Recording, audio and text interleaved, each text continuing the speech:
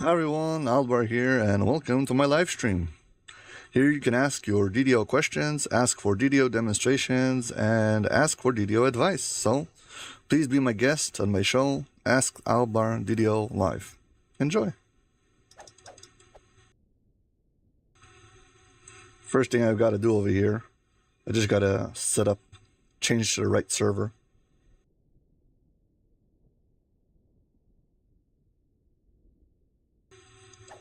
There we go. Now I'm on Orion. Previously it said I was on Cormier. Okay.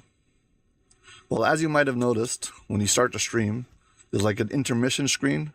That screen was really meant to be only the intermission screen. And I've been using it as my start stream, and I have a slightly modified version for the end stream. So I think what I need to do is this time I need to get myself some footage for a hype trailer. So basically, yeah, we're going to be hunting down cool monsters now and trying to put them in recording clips and putting them in a video. So that's what we're off to. First thing, I'm going to start with Giant Hold. Giant Hold is easy pickings because it's full of dragons and giants. So hopefully get some cool shots of dragons and giants. And then we'll see where to go after that. Of course, if you got any suggestions, I'll take them. If you got any specific boss you want to see me face off, fight, whatever, we can do that too. Yeah, now we're in Giant Hold.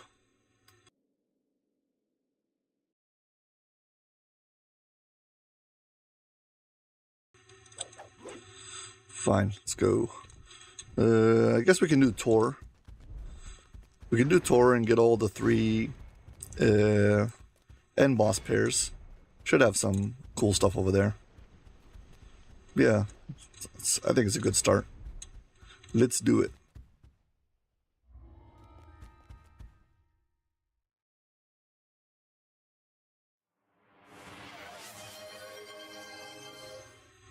Hey, thank you very much for the follow. I appreciate it.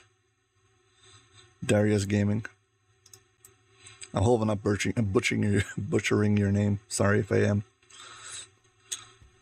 Yeah, but here we go. I am Ignos, growls a giant from a high ledge left of the entrance. Did you think because we let you in you could pass freely here? Okay, thank you. I'm always worried about it, because sometimes if I just read somebody's literal spelling, that has nothing to do with what they intended you to read it as, so I'm glad it worked out, so thanks. It's a good confident booster. I needed it. I deem you unworthy, cries Ignos. You have Cheese on the coffee. the sacred ground of this Tor. Now you must die.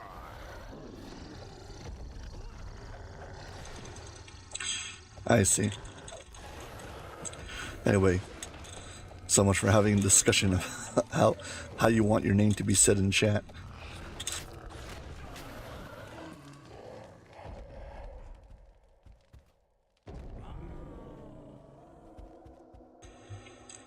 Yeah, the character I'm playing right now is probably the character, well, it is currently the only character I have on Orion who's level 34, so I'm by default using him for a whole bunch of things.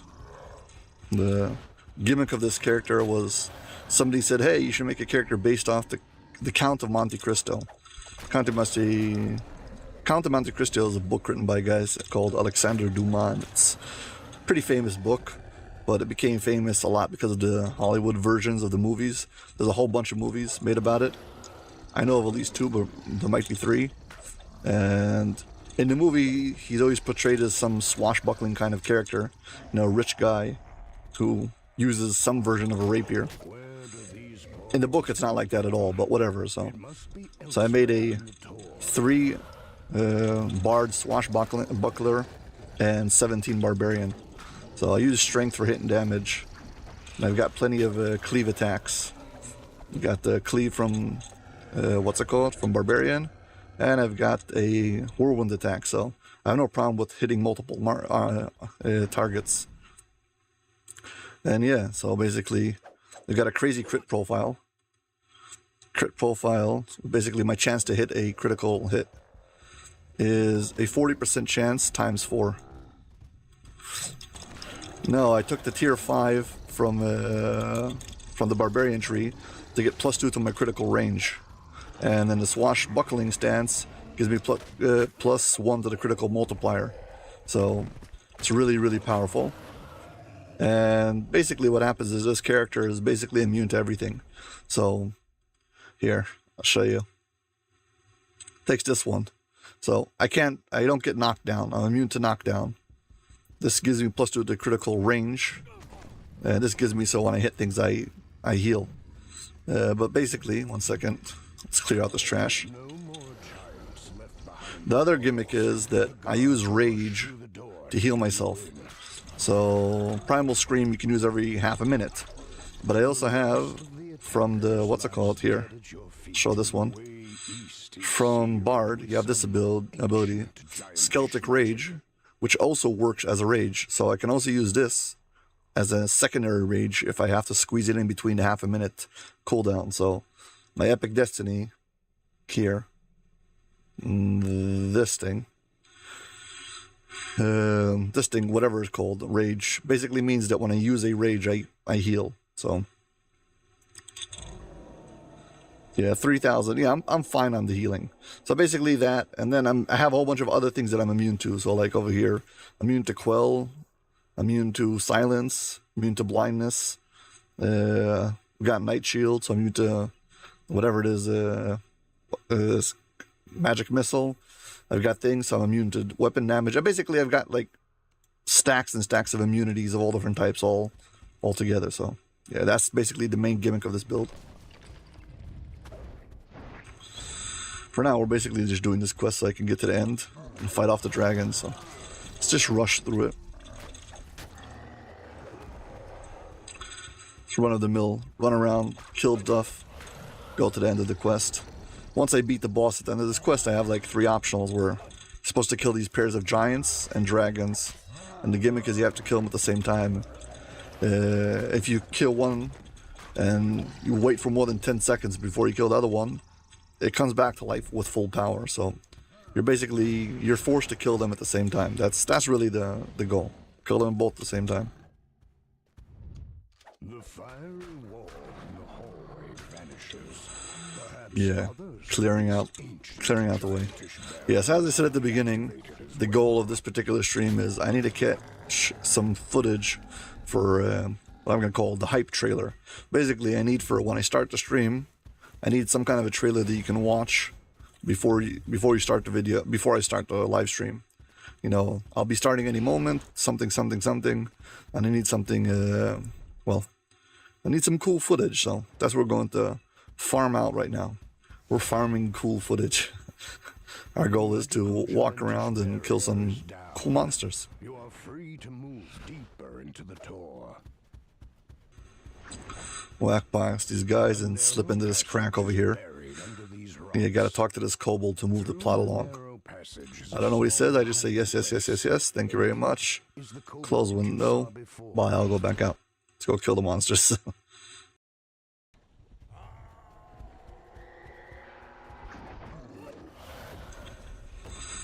Yeah, I'm way above level, so they don't really have a chance. Find a crevice concealed by rubble here. Pushing free of the narrow crawl space, you tumble down into some kind of supply room. Yeah, the gimmick over here is that these doors are locked from the other side, and there's cracks in the wall, you can get around it. But for the giants, these cracks are tiny, so they wouldn't consider them passageways. But for you, they're a fine passageway you go through and, well, open the door from the other side. And there's also 2 of these you have to unlock to get to the end part. Yeah. I don't really need to kill all the extra giants, I just need to get to the end.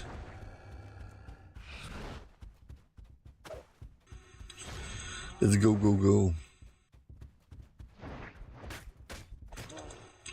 I probably should get my speed boost, make this thing faster.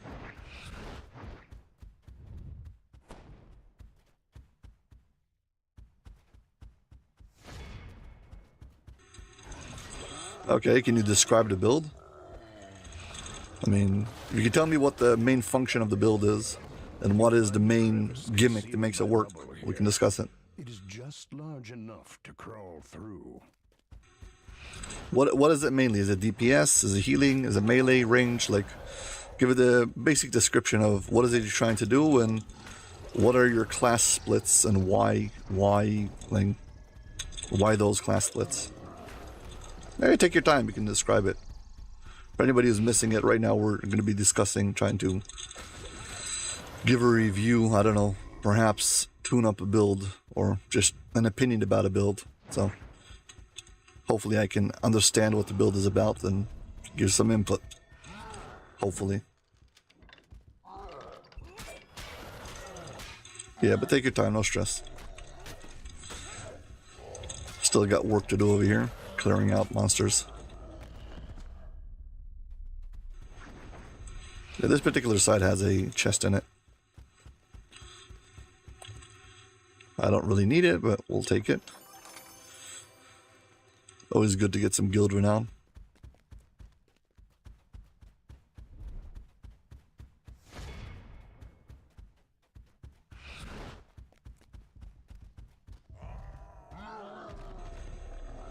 I love how basically they die in one shot. I could have been doing this on heroic and it would feel the same.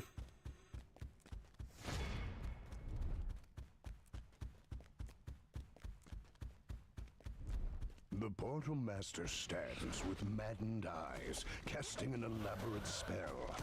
You did not have to come. What is the point of adding the chaos to it? I mean,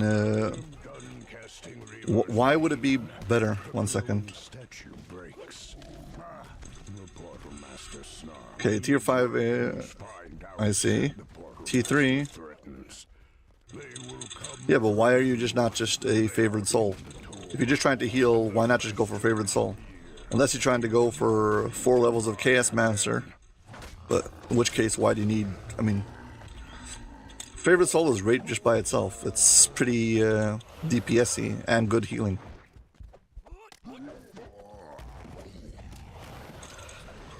Unless you just want the Chaos Mancer just for the flavor, just going for the lulz, you want to have the extra fun stuff on the side.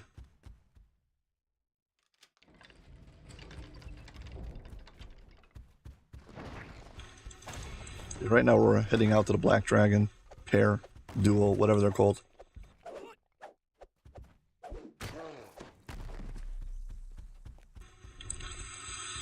Gotta go to the end of these hallways, clear trash out, pull levers, move on.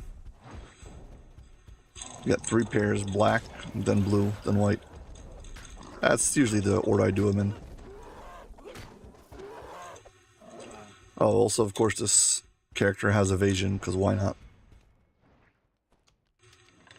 I mean, if I'm going to be using light armor, I might as well have evasion, right?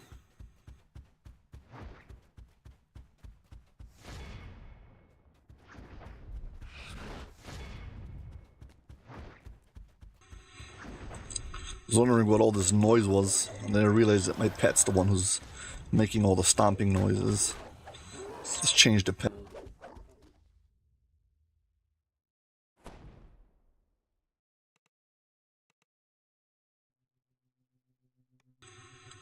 I think the Bloodhound is probably the best for this.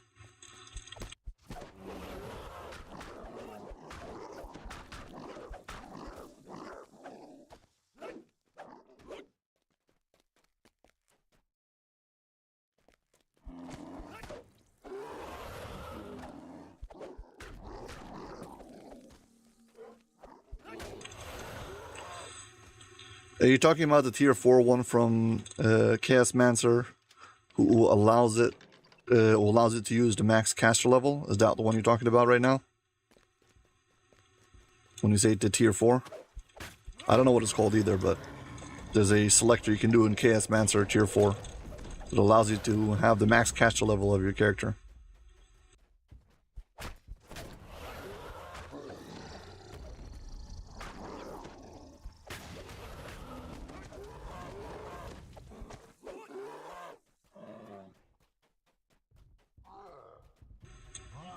Okay, mixed manager.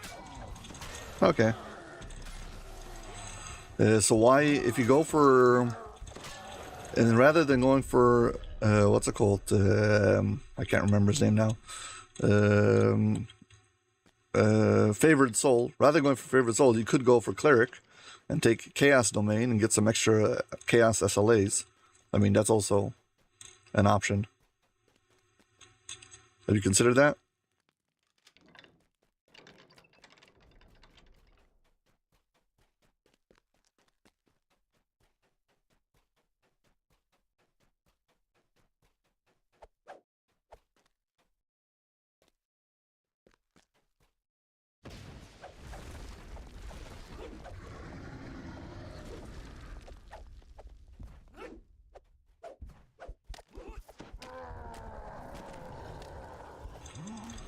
I mean, I was maybe need it for the past life. I don't know what's better, but if you're trying to like make a chaos infused healer, so then my guess would be that would be better.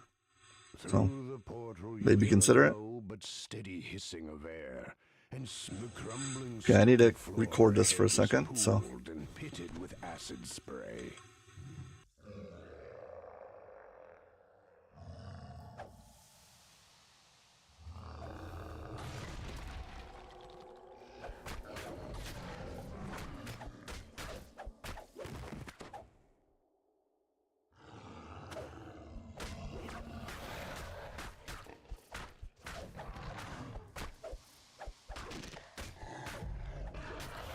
Final spew of acid signals the death of the Black Dragon.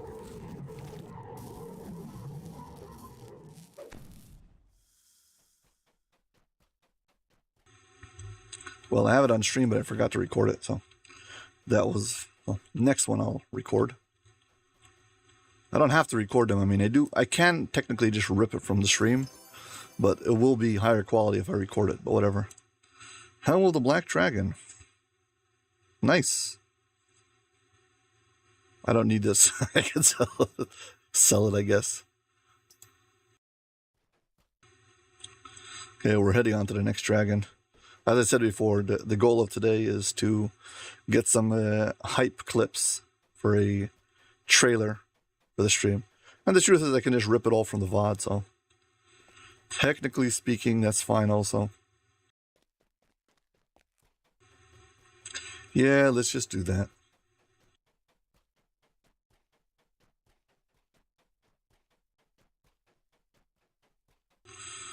So you're going to check out the build using Cleric. Try to do it in the builder and see how it works. Tell me what you think. Also, hi to whoever just joined now. I'll be having a good day. Yeah, and we're off to face the blue dragon pair. This time, rather than switches, we've got a whole bunch of runes we need to pull.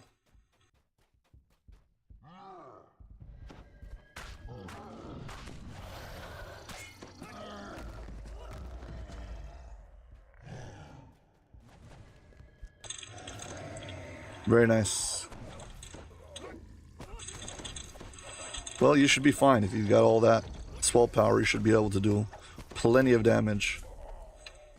If you wonder, we're just discussing a build with Chaos plus Healer, and we're discussing if we should do Chaos Mancer plus Favored Soul, or I suggested now to do plus Cleric. So that's what's going on right now. Basically trying to optimize what's the best build combo for this particular style. FYI, as far as I can tell, it seems to be that Cleric is better at endgame than Favored Soul. Like at max endgame, fully maxed out, seems to have the edge on it. So the pros seem to say, but I can't actually tell you if that's true. Okay, I haven't like tested them myself back to back to be able to tell you.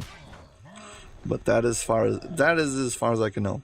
I think that leveling it, as going through the process of taking it from 1 to 20, I think it's a bit slower than Favored Soul. Favored Soul is more front-loaded, but on the back end, Cleric ends up being a bit stronger.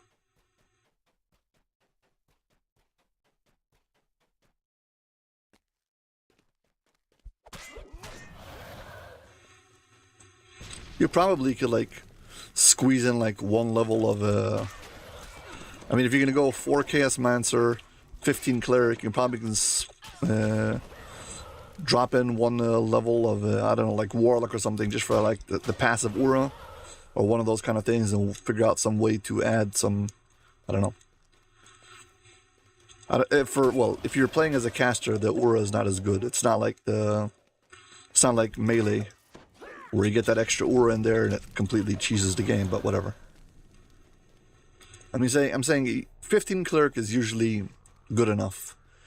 So 15 Cleric plus 4 Chaos Mancer plus one of whatever you want.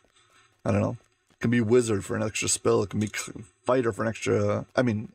Wizard for extra spell slot, or Fighter for extra spell slot, or whatever. There's a whole bunch of extra, things you can squeeze in that one spot.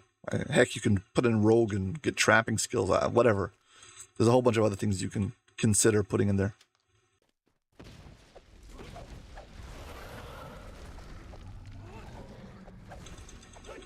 Come on. These dead skeletons are taking their time coming back to life. Lol.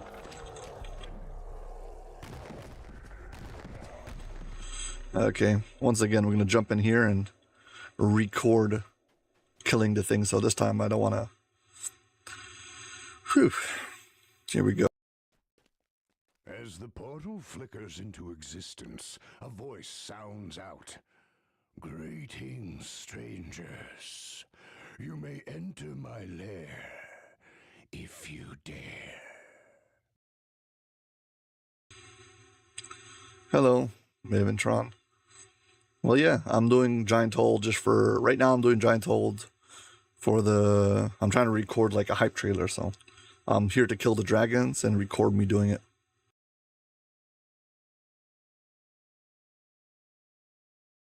Drifts of gleaming gold cover much of the room ahead.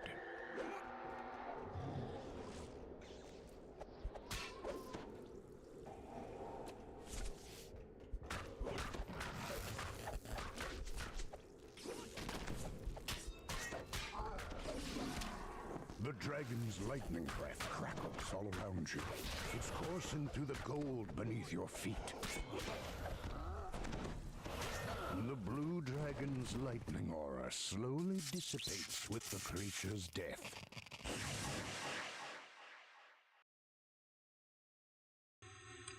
And I'm back on screen. Yeah. Basically, as I said before, I'm trying to look for cool shots of me killing cool monsters. So if you've got any suggestions for cool monsters in the trailer, I would consider it, yeah. Anyway. Arcing Sky, I don't know what this thing is. Rune Arm, never seen it before. Probably going to be fitting it to my weapon. Actually, it's actually unbound. I probably should drop it in the auction house.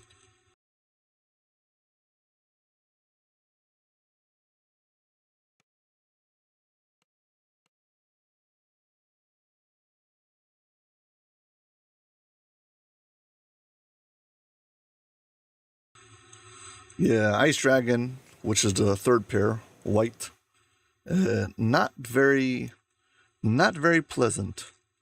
It has a tendency of turning into a block of ice and really messing you up. So I get that sentiment. I know that when I was first introduced to Giant Hold, everybody always told me that Blue Dragon was the hardest because, if you don't do it fast enough, you'll get blasted with electricity and stuff and you'll die. And then trying to do it myself, I found out that actually White Dragon is much worse. I mean, if you're quick about Blue Dragon and you've got evasion, you don't even notice it because they have like very low hit points. However, White Dragon, with his freeze ability, he turns you into a block of ice, and well, you're down for the count.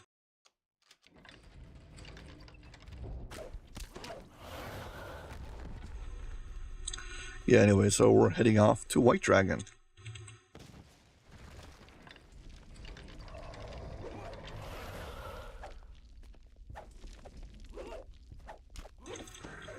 Are you doing it solo? Maven, are you facing the dragon solo, or are you doing this with a party?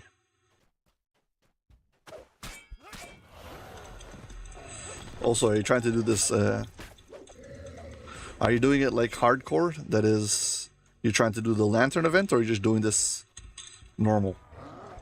Because if you're just doing normal, I mean, what do you got to lose? Unless you're doing this hardcore, in which case, why would you do that?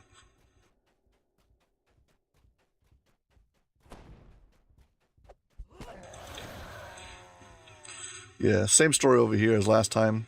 Clear at the bottom floor, find some ruins, click them. Okay, if it's not hardcore, I mean, if you have nothing to lose, I mean, what's the big deal? Worst comes to worst, it'll turn into a block of ice, and that'll be that. Yeah, go for it. I don't know, having freedom of movement and a Harper pin will help you.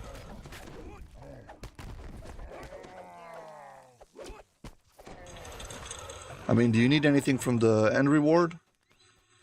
For context, we're talking about fighting the last pair of dragons we'll be facing very soon. A white dragon and his giant, who can turn you into ice, by the way. So, talking strategies.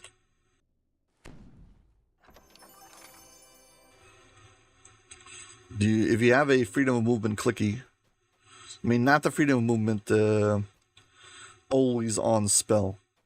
Like, I have freedom of movement on all times, like this. Over here, freedom of movement, but I don't think this protects you from it. I think you actually need to have the spell. I don't think that version will protect you from becoming a block of ice. Or maybe it does, I don't know.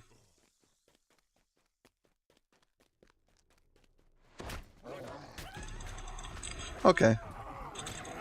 You can also try to, if you have, depending on your character, there's a way you can fight the dragon by using ranged and just avoiding ever getting hit. So if he can't hit you, he can't freeze you. And you can just circle them around. There's like a big triangle, and you can just run around and never get into range. And that also works. So, for your consideration. I don't know what kind of build you're playing, so. If you're pure melee like me, so then yeah, you're gonna have to stand right in the breath zone and take it to the face and hope you don't turn into a block of ice. Or again, use Harper pin when inevitably you do. So those are your options. But whatever you do, you should do it definitely last. I would recommend going for black first, then the blue, then the white, because you have least chance of dying in black, more chance of dying in blue, and the mostest the most chance of dying in white. So yeah, that's the order I would do it.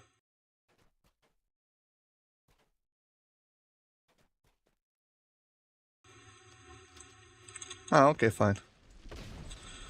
Well, if you're playing a tank, you should be able to do it no problem. I wish you the best of luck.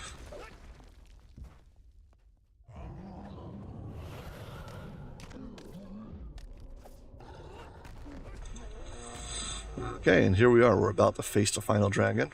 1 sec.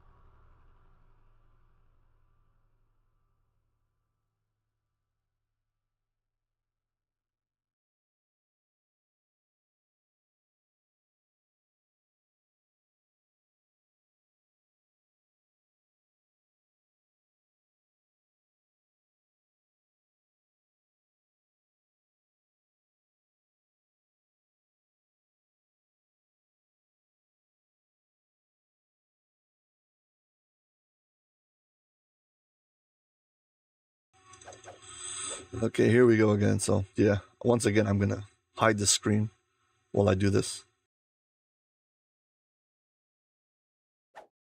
Surprisingly cold air drifts through the portal. You find yourself standing on slick ice in a vast room. You are not alone.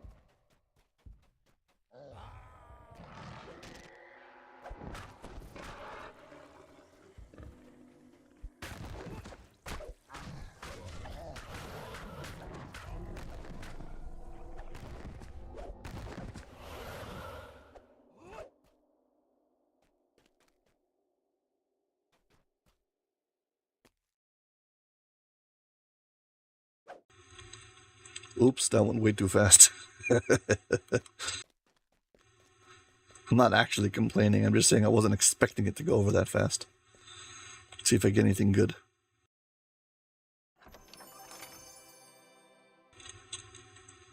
Well, that was that. That was Giant Hall. So, got any cool boss you want me to see kill? I don't know. Anything like mid-epics and down, including raids, whatever. I'm just trying to look for the things that will look cool in the final in a trailer. So, I've got ideas, but if you have anything specific you want, I can be happy to accommodate.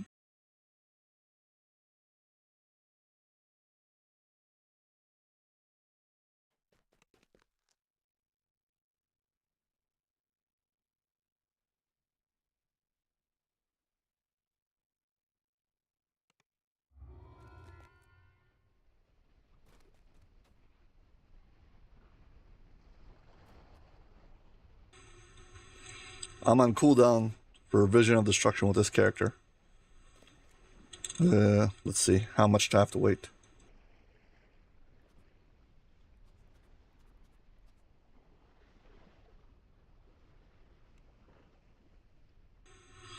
I can do VOD in 21 hours, so... I think... But that's the only one I have right now on my quest timer, so... I guess we can go to TOD and kill Sulamatis over there. That could work. So if you really want me to fight Sulamatis, we could go do TOD.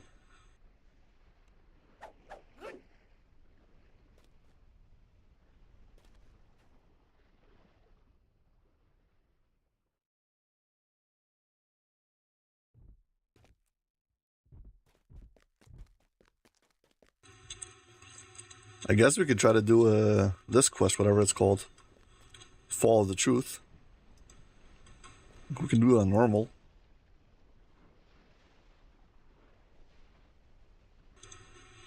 Yeah, let's do Fall of the Truth on normal.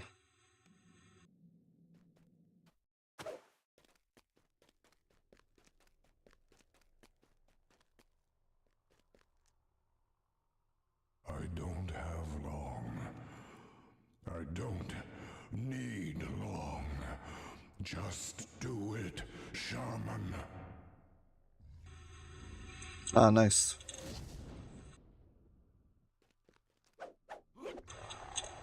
Yeah, we can probably start with doing as many raids as possible. I don't have to complete the raid. I can just step in and do some like cool fight. I don't actually have to beat the raid for the hype trailer. See what I'm saying?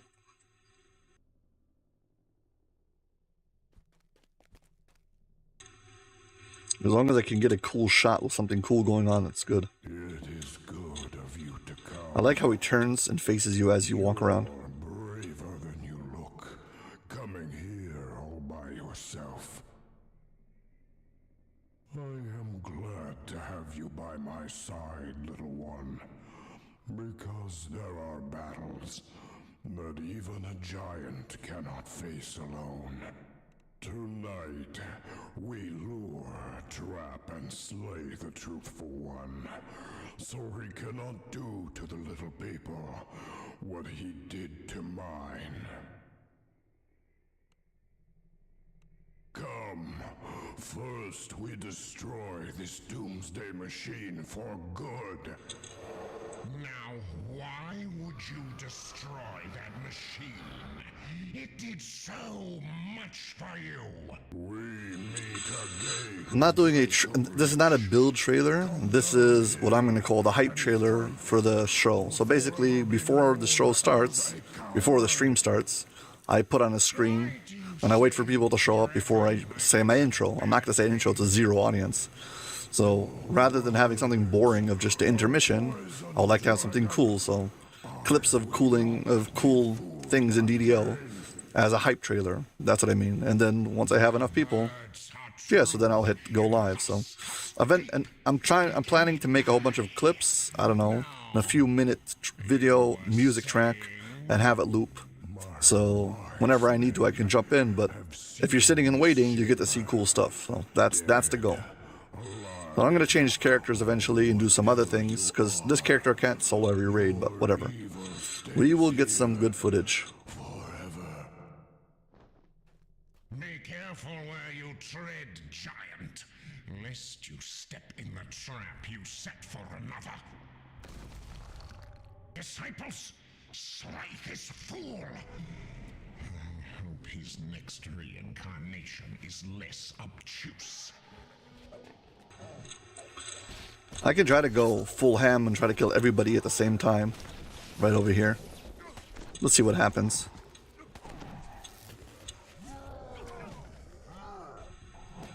Okay, so I gotta hide the thing again.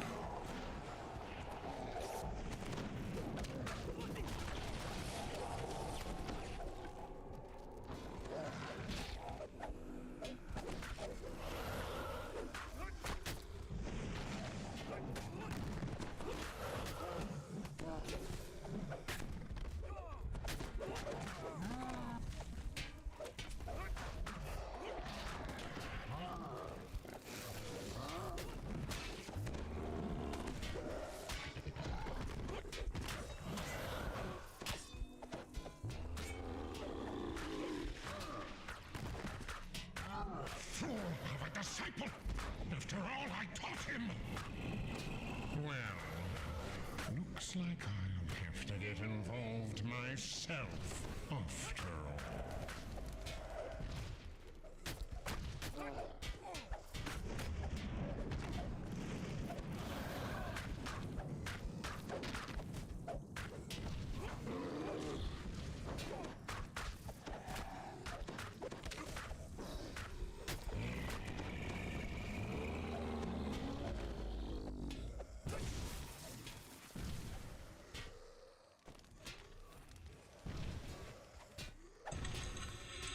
Well, that was interesting. Killing everything without actually seeing what I'm doing. So, that's a new one for me.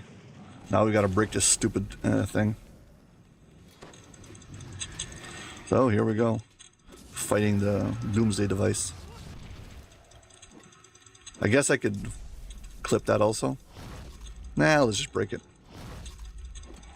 And then I'll try to fight the dragon and the thing.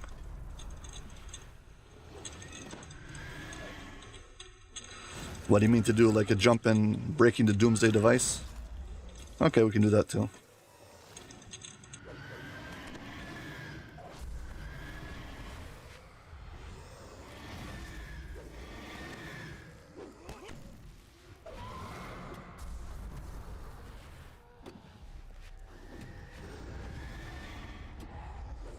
The prophecy.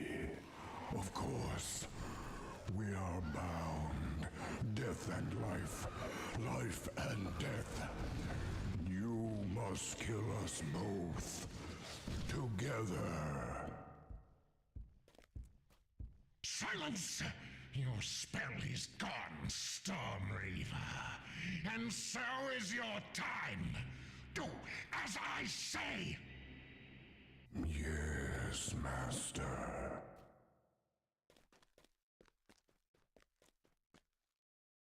Now! Kill these peons! They know too much! Yes, Master.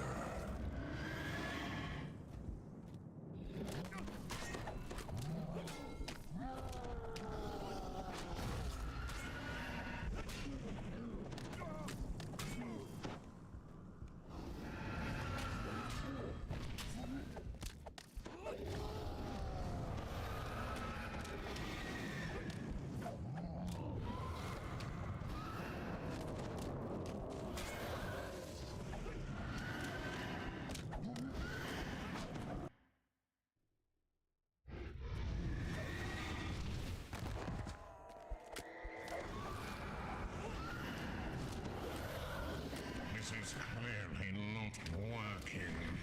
Disciples, serve me in death as you have in life. Rise!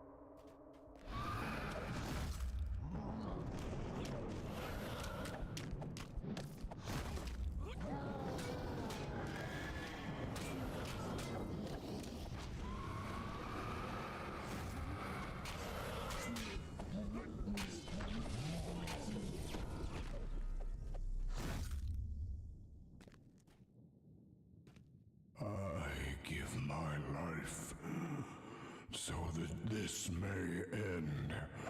I have done what I must. That was kind of absurd. Trying to do it without seeing their hit points. That's all over the place.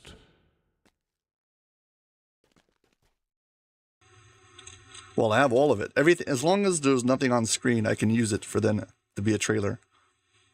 Funny thing is that, here, I'll show you something cool. Just, I mean, I'll let you in the streaks of, here, check out from the side. I have nothing on my screen once I hide everything. But you'll see that if I tumble, so my tumble bar will show up.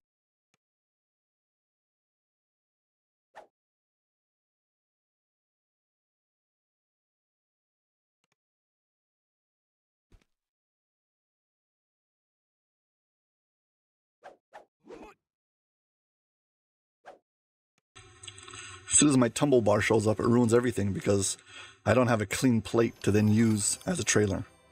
Again, for everybody who showed up just right now, hi, welcome. If you're wondering what's going on, I'm recording footage for a hype trailer for the beginning of the stream. So that is what I'm doing. Trying to get really cool shots of me doing, I don't know, cool DDO stuff. And that's it. So we're not going for really hard because, well, you, the viewer, can't really tell what difficulty this is on if there's no no UI anyway. So the main goal is just basically have as much stuff as possible off the screen and just have some really cool shots. So, got any recommendations for cool shots? We can try it. VOD is off the table because, as I said before, I'm on timer for VOD. But other than that, mid-tier and below. So starting from like Epic's level 25 and below, I probably could do any of that stuff. So, if you got anything you would like to see, feel free to, well, suggest. And as always, don't forget to turn in your raid. Okay. We got that one out of the... I mean, the truth is I can probably do regular heroic. Yeah, it's not as cool. Never mind. Let's go move on to something else. Hello and welcome to all the new viewers. Hope you're having a good day. Enjoying the stream. We are recording a hype trailer.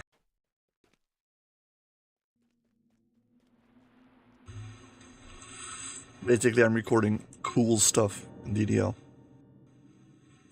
But I'm recording it without having the UI on my screen, so I can't really see how much hit points things have.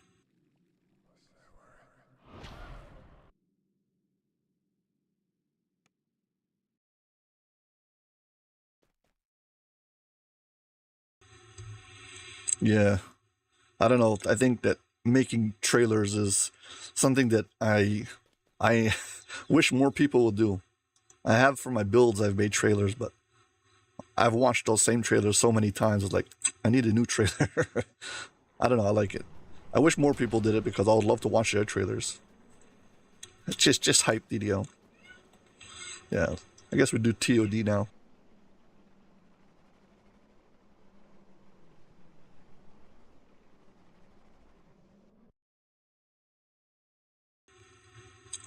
Let's do, I usually don't do this, but let's do TOD on normal, just to make things go. Because again, I'm not really here to prove I'm not here to prove a point or record a solo video, more to record a hype trailer. The devil you know.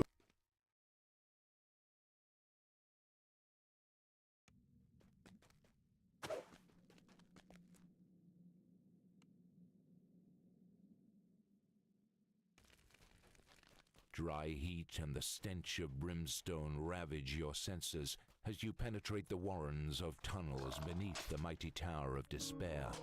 It seems that Devil Turncoat has cleared the way for you. Yeah, so basically this entire raid is, we've got Eretrikos, who's Harry from the Shroud. He's now working with us. He's been training his general and giving us the passcode how to get into the final boss. But he gets confronted and gets caught by the jailer and the judge, and they send him to prison. So we're first going to have to go save him from prison, defeat the jailer and the judge, and then, well, we'll be able to go past the Master of Shadows and then finally fight Horath, or whatever his name is, the boss. The best part is when you finally face Horath and his council, they all quit on him and let him to deal with it by himself. But Sulamades comes and jumps in to help him. So if you defeat Horath before you defeat Sulamades, Sulamades escapes the battle. So if you want to have the 2 chests, you have to kill both of them. Well, we can try to do that. Meanwhile, Horath is trying to banish you and get rid of you, send you back to the material plane, or whatever it's called, so...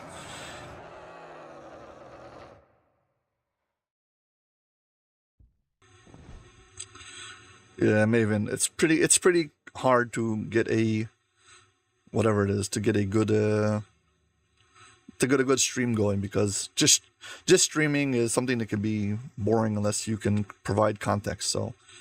Not everybody who steps into your stream automatically knows what you're doing. They would like you to tell them. The thing is, you feel like, what? Can't you see what I'm doing? And yeah, that's the tricky part. So I am working on that right now. So if anybody's got questions, they want to hear context, all they have to do is say, context please, or ask for context, whatever. I'll do my best.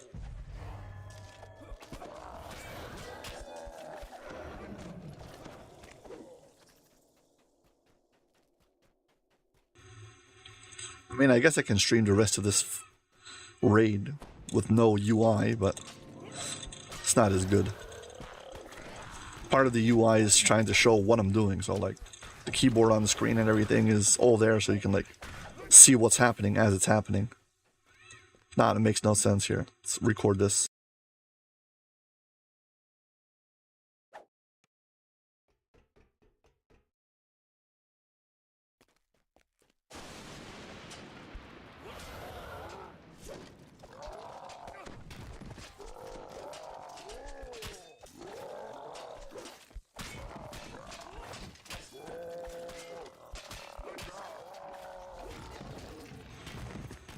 Meh.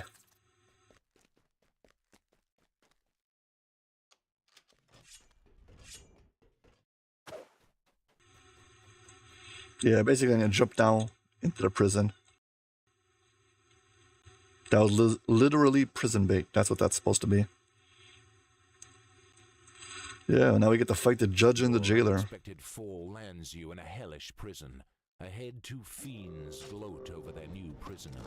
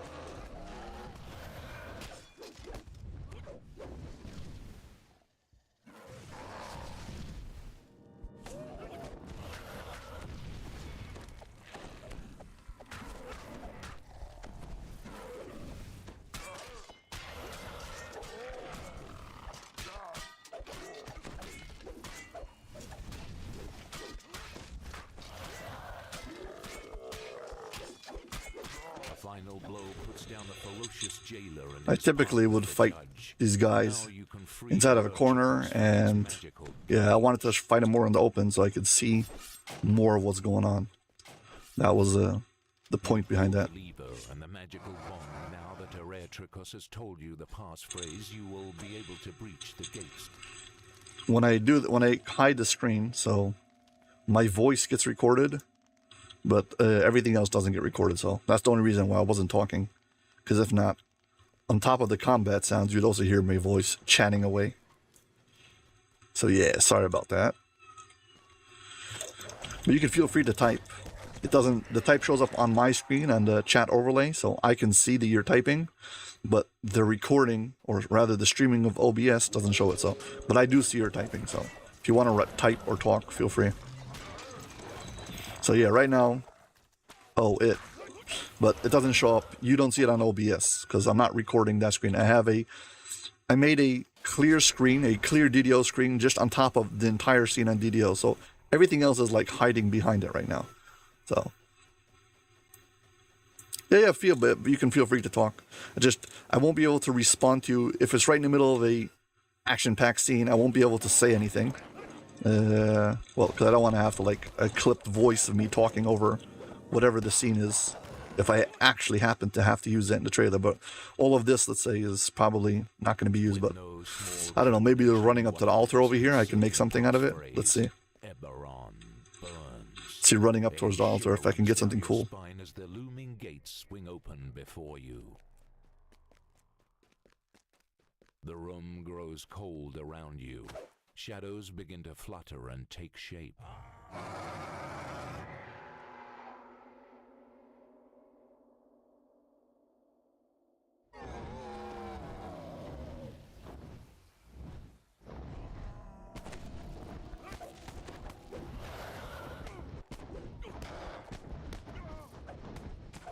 Your hope strikes hard, and Netherios loses focus.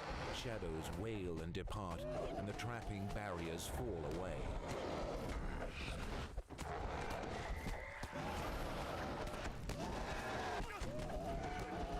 The Shadow Master erupts into flame, screaming as his essence is banished back to the void.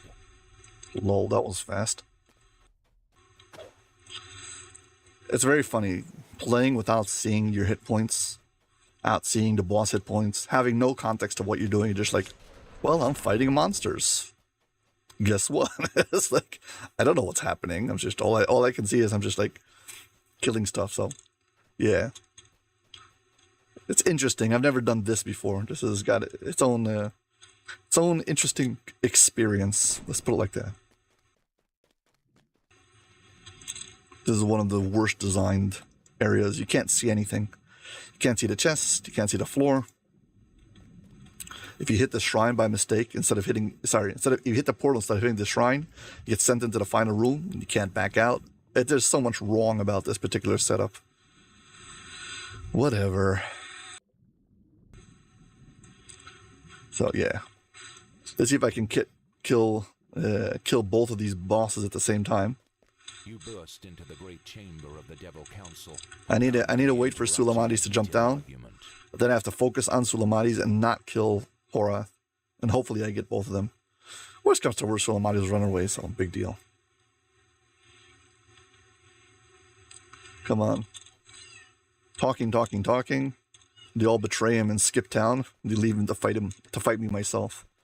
Except for Sulamades, who was being nice and shows up.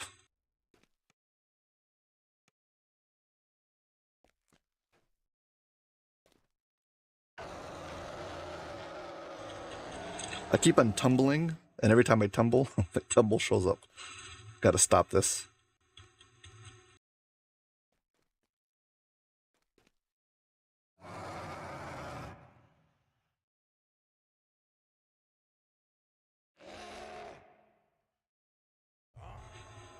Here we go.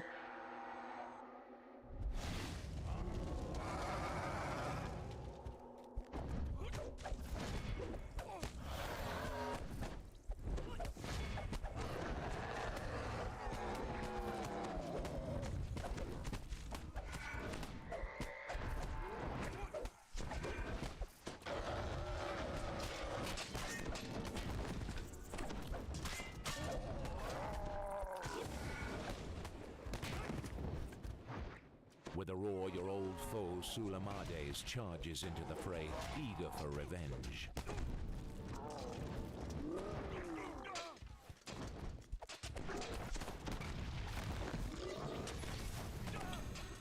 I gotta get between the two of them so I don't kill both of them at the same time. Here we go.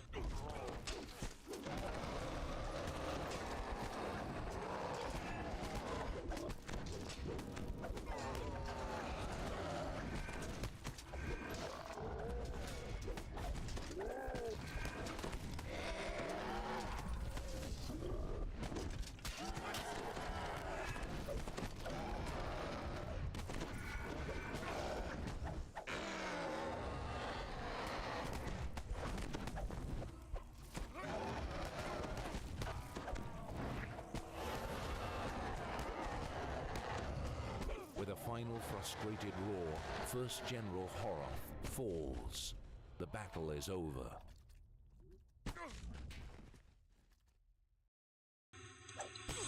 Well, that was uneventful. Almost in a disappointing mount. He died way too fast. I didn't even see it. It's like, got lost in all the noise. Now I've got the stupid dot, which makes it really hard to open things. Yeah. For context, one of the boss's abilities, he does these damaging attacks that damage me over time. Which, well, if you're doing this as an heroic character, that could be devastating. Like, you know, constantly knocking down your health. As a level 34 legendary character, this is not a big deal. However, it is preventing me from trying to open up these chests. And this chest over here on the left is the bonus chest I get for killing Sulamadis. Which you can only do if you focus on him and kill him before you kill the main boss. Because if you kill the main boss first, Sulamadi skips town. So yeah. So I'm sorry I couldn't do VOD for you because I was on timer. But at least you got to see me kill Sulamadis now. It all worked out in the end. If you're wondering why I do this quest at all, it is because of this item. You can make a ring. And as you can see on it, I crafted healing amplification. Healing amplification 40% equipment bonus. This stacks with everything else. So this is very, very, very, very useful when you want to do Reapers because you got another 40% healing amp that just stacks. So top tier item. Very recommend. Haha. Yeah, let's see if I can get out of here. Any second now, this thing's going to finish. Done. Thank you. Let me go. Appreciate it.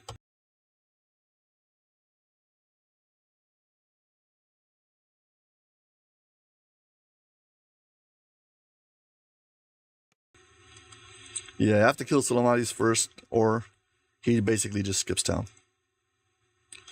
As soon as Horath dies, everything else in the room disappears, including Sulamadi. Sulamadi's like, yeah, I'm out. And he gets out. Anyways, most importantly, don't forget to turn in your raid. Also, it's been an hour, so the Union Break Committee, or in other words, I need to go to the bathroom, so you can get yourself a coffee, whatever you need to do, and I will be right back. Stay tuned.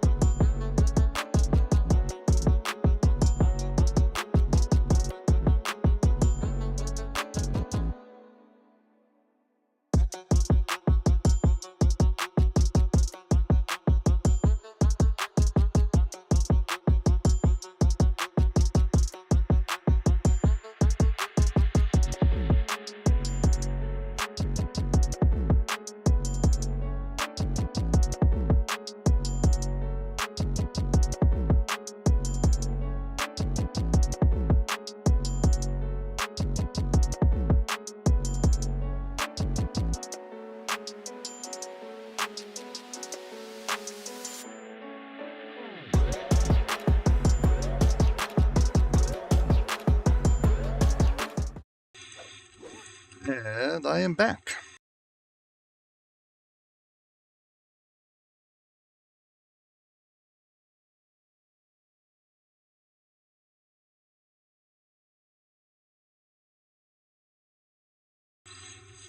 Well, hope you're all doing well.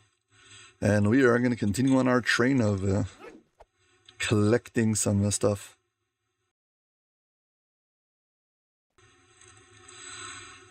The item that I'm asking is equipment bonus, yes. The other one is competence. Yeah, the other one's competence. Here's, let's see, the regular one. 1 second, I'll move this over so you can see what's going on. Where's my regular healing amplification? Regular healing amplification. Yeah. Competence is the normal healing amplification. And this one is equipment bonus. So, yeah. So, 40% equipment bonus and my regular healing amplification on a minor artifact is plus 56 competence bonus. So, very, very nice. 2 stacked together, very good. For context, I'm just explaining why the ring that I've crafted from this raid is so good, because it gives you a secondary type of healing amplification. It means every time you get healed, it multiplies it by that amount extra percent, and you can add different bonuses, but they have to be different types for them to stack. If not, only the highest bonus goes. So over here I've got plus 56 competence bonus. That's one kind of healing amplification. This is a standard kind, and this type is plus 40 equipment bonus, which is a different type, and they both stack. So overall it's very good. And if you're wondering where to see it, if you go to your character tab and you put your mouse over put your mouse over your hit points, you can see how much healing amplification you have. The third line from the bottom says positive 256. That's plus 100. Because when you start off, you have just like whatever you heal. That is 100% of your healing amplification. And then everything else above that is bonus. So it's plus 256 on top of that. So whatever I would heal, for every 100, I would heal 356. That's basically what that says. Hope that made sense. Okay, what other cool raids can we do? Let's see.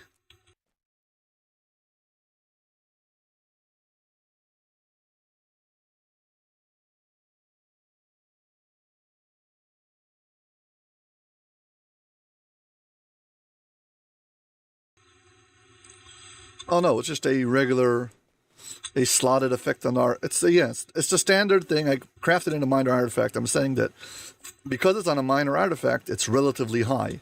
So 56 is pretty good. I mean, there is an item who comes from a raid that gives you 75, which actually comes from the Defiler of the Just. It's a trinket. But if you just want like typical, regular scaling items, yeah, 56 is pretty good. Probably can do a little bit better, but there's other ways to get things. We could try to do Defiler. I mean, Defiler is going to be very hard to do without actually seeing the hit points. That'll be like very messed up, not being able to see how many hit points I have. But the truth is, it doesn't make a difference. If I can make it to the end fight and somehow defeat it, yeah, it'd be super cool.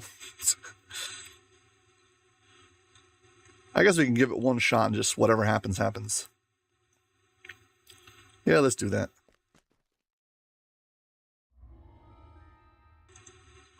The Defiler of the Just.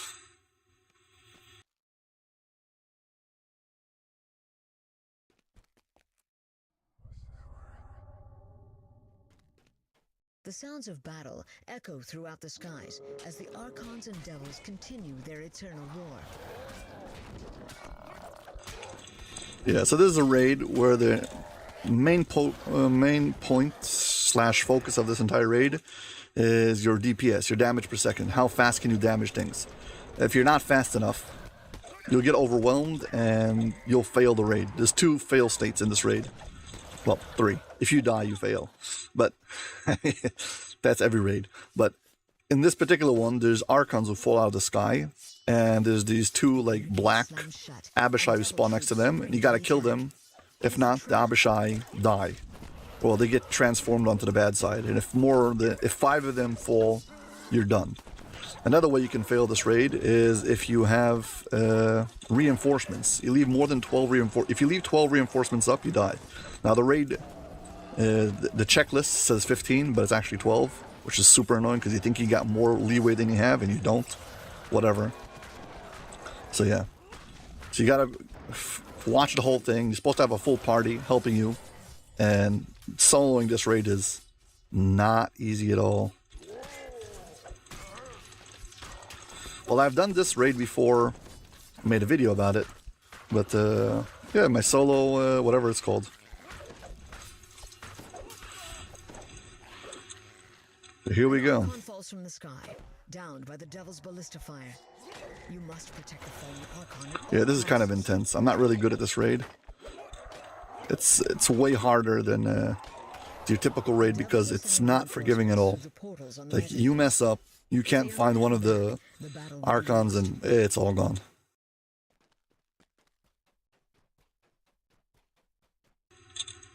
Reinforcements up already. Gotta go find them. Yeah, so basically 2 things happen. Reinforcements spawn on both sides of the map. And on top of that, Archons fall from the sky and I gotta kill their black guardian thingies before they get corrupted. And there's a minute and a half for that once they drop down. Yeah, so we're gonna be looking up at the sky and looking for the Archons and trying to save them as fast as possible. So basically I'm gonna stand over here and I'm be looking up. You see like a white line, a pillar of light coming down from the sky. So that's what we're looking for. And other than that, I can look for the reinforcements over here. Reinforcements tells me how many people, one of these 2 sides is going to be a group of 4. And at the end will be 2 groups on both sides. And Archons defeated is, well, there'll be a timer underneath it telling me how much I have to deal with. Yeah, this is kind of intense. We're just getting started. Yeah, look out for the Archons. Has fallen. Okay, the Archons dropped on that side. I don't know about the other side.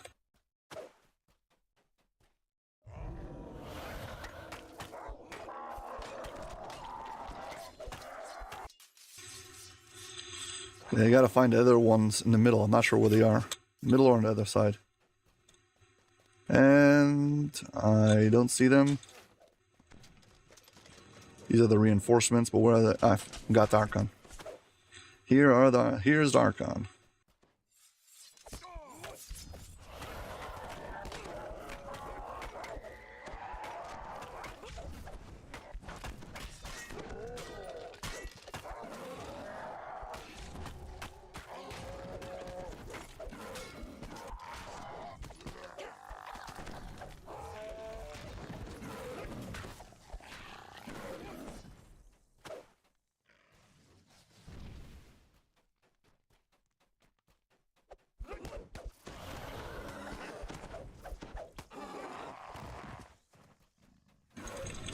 It's hard to tell the difference between the trash and which one's the reinforcement, so that's why I try to clear out everything.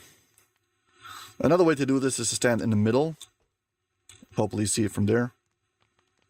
Whatever. You gotta, basically, I look at the sky to find out where it's fallen from. Okay, so this one fell from here.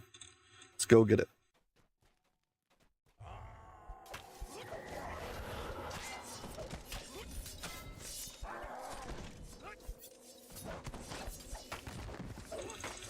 They got this Archon now. Let's go to the center, see if we can find where the other Archon fell. Oh no. We got one of these guys here. Where's the other one? That'll be someplace close.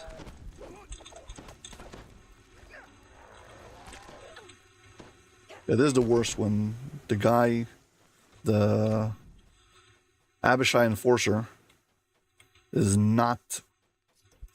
Oh my gosh.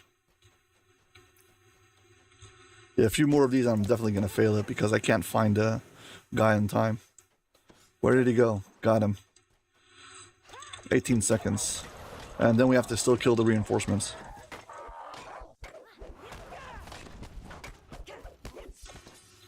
Yeah, this is why this is such a big DPS check. If your damage per second is not like on point, you ain't going to make it. Also, movement speed is one of the things that really is important. My movement speed is definitely not enough.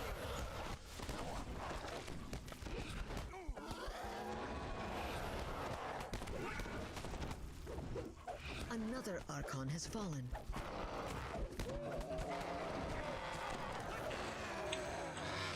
Okay, this one is easy. The one in the center is not easy.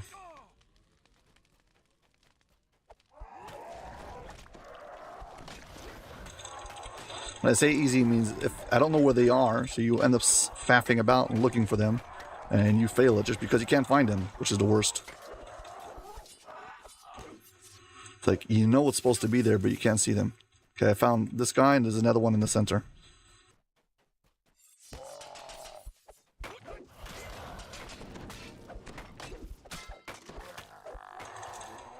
Okay, another one, I saw him up top over here, and then through reinforcements. Okay, the reinforcements over there. We're doing okay. I'm falling behind on the DPS though.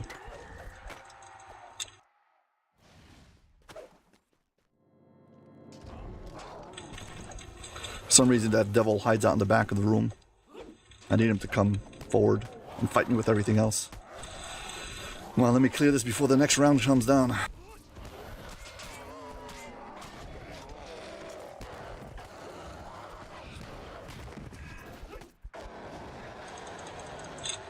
You think a little tough? This is super annoying, this one.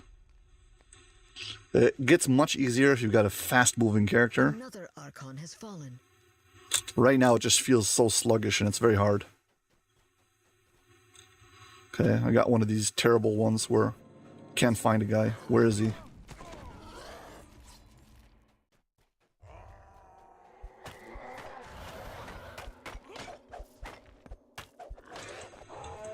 Found one. Where's his buddy? Come on.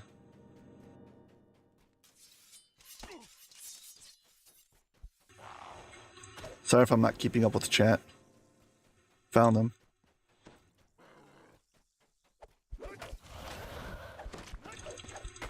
Yeah, it's not just a timer. It's everything goes together with it. It's brutal.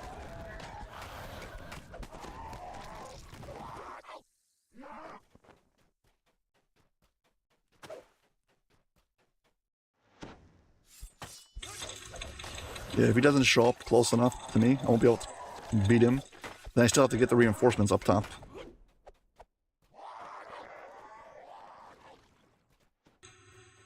And I'm on the wrong side. Oh my gosh.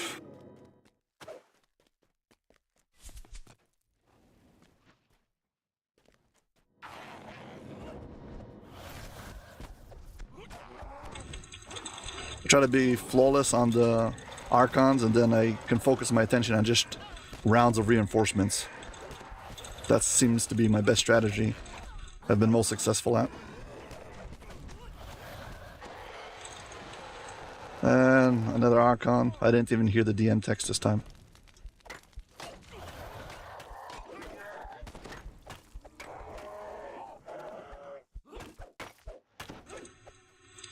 Also, the placement is everything. Oh my gosh, I got the worst one.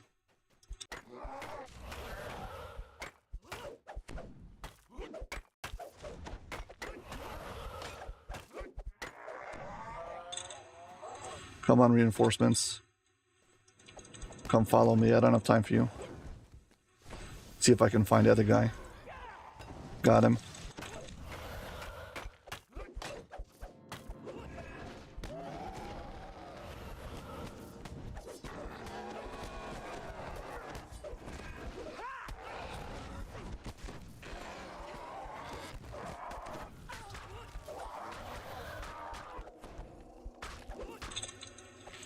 Yeah, I got the reinforcements to follow me, so I could focus my attention on finding the Archons. Yeah, so far was still flawless, but it's gonna get really tough soon. I think there's one round with like 3 Archons, and then there's double reinforcements. That's when everything starts falling apart. This is why flawless until now was so important, because there's almost no chance I'm gonna get it later.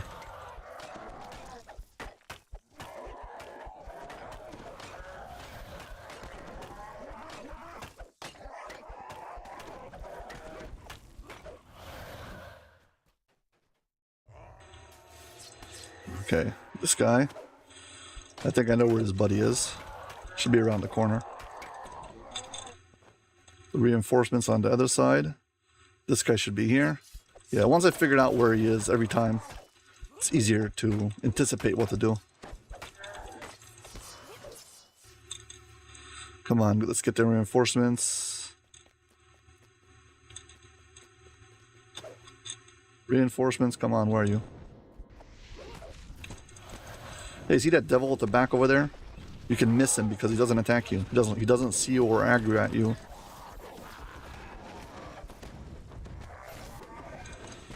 If anybody is joining this raid, is a DPS check raid where basically you gotta kill rounds of stuff fast enough, and if you don't kill it fast enough, you fail the raid.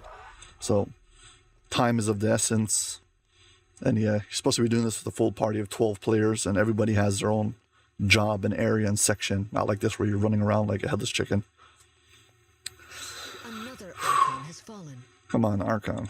Okay. Soon we're gonna get the double reinforcements. I hope, because I want to finish this thing already.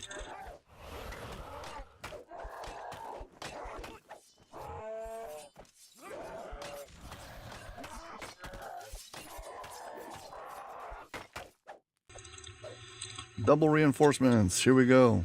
A few more rounds of this and we're done. Come on, you guys. Follow me.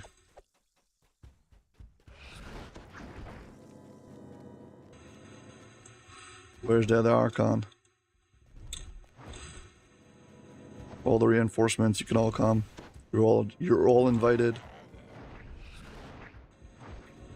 Oh, it is stressful. Trust me. Focusing on the Archons right now.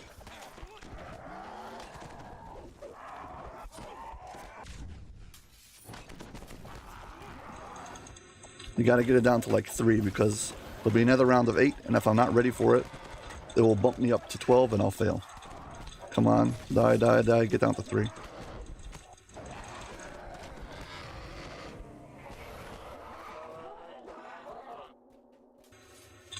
Somehow I missed 2. This is not good. I'm gonna go up to 12.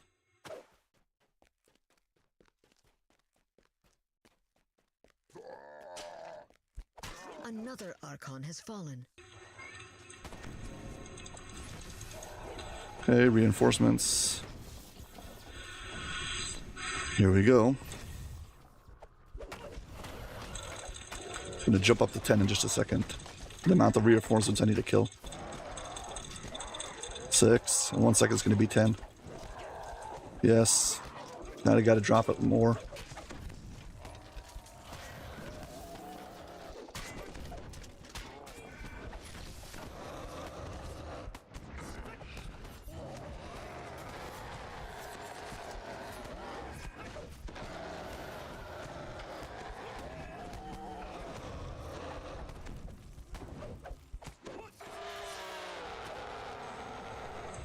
Okay, I don't think I'm going to make it to the other devils on the other side. It's more important that I get the reinforcements, I don't get overwhelmed and fail to another round of doubles.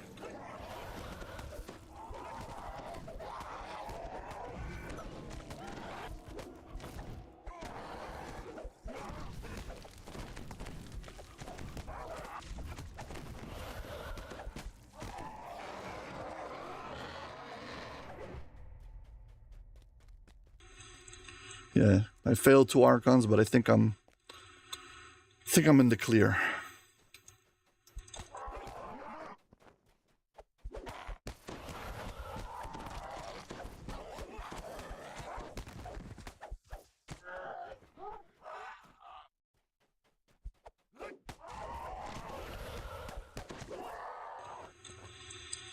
Okay, 1 more round maybe.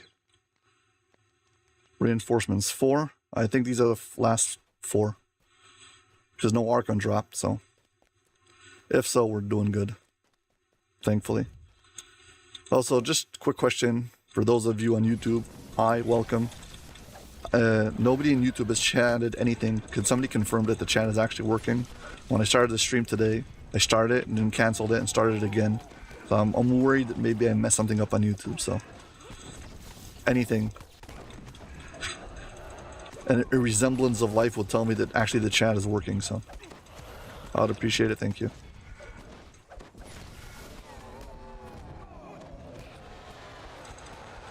And if you did try to type in chat and it doesn't show up on screen, you can always pop over to Twitch and tell me that. But I don't know. Ah, thank you. Hi, Kelly. Thank you. I appreciate it. You just put my mind at ease. I've been stressed out from this raid and stressed out from that. Okay. Well, folks, we've made it to the critical point of this raid. We've survived all the rounds of this trash, and now comes the end fight. And here comes the catch of this whole thing. The real reason why I'm doing this is I am trying to make a hype trailer. I've been explaining this all day. So basically, when I start the stream, there's a clip of me. There's just a clip of like running through the desert. I just got hit with 1,000 minus 1,000 Constitution. Okay, now we're all good. Fine. So basically, I forgot. Yeah. So when you start the stream, I want to have like a trailer, let's call it, a hype trailer. Basically, starting any moment, get yourself ready. And basically, there's be a lot of cool clips of DDO stuff. And for that, I am, designating this stream to collect cool DDO clips. So we've been like running raids and killing bosses and dragons and giants and yada, yada, yada. So now we're doing that. So now I've got to face off against this boss. So for that, I'm going to be hiding the UI and I won't be talking. But you guys can chat, type in chat because I see what you type, but it won't show up on screen. It won't be recorded. And basically, I need to get a clean plate of whatever I'm doing. So feel free to chat and wish me the best of luck. I really hope I can get this thing done. I do not want to fail this thing. Yeah, I don't have a gibbers on this character, so if I die, it's all lost. And I'm not going to try it again, but at least I'll get a cool clip, hopefully. So I want to kill the purple worm and then kill the boss. And because I failed 2 Archons, I'll have to fight 2 Archons also. So that's it. That's what it is. Okay, here we go.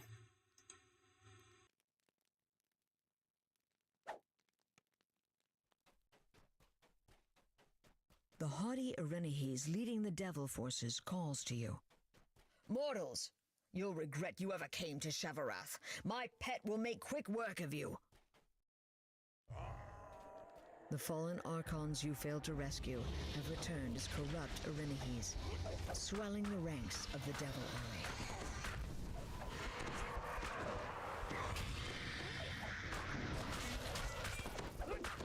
So you still wish to side with the pathetic Archons? So be it.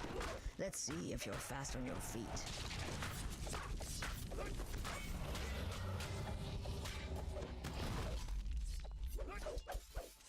Too bad I can't corrupt you as I did the Archons. Very well. I will deal with you myself.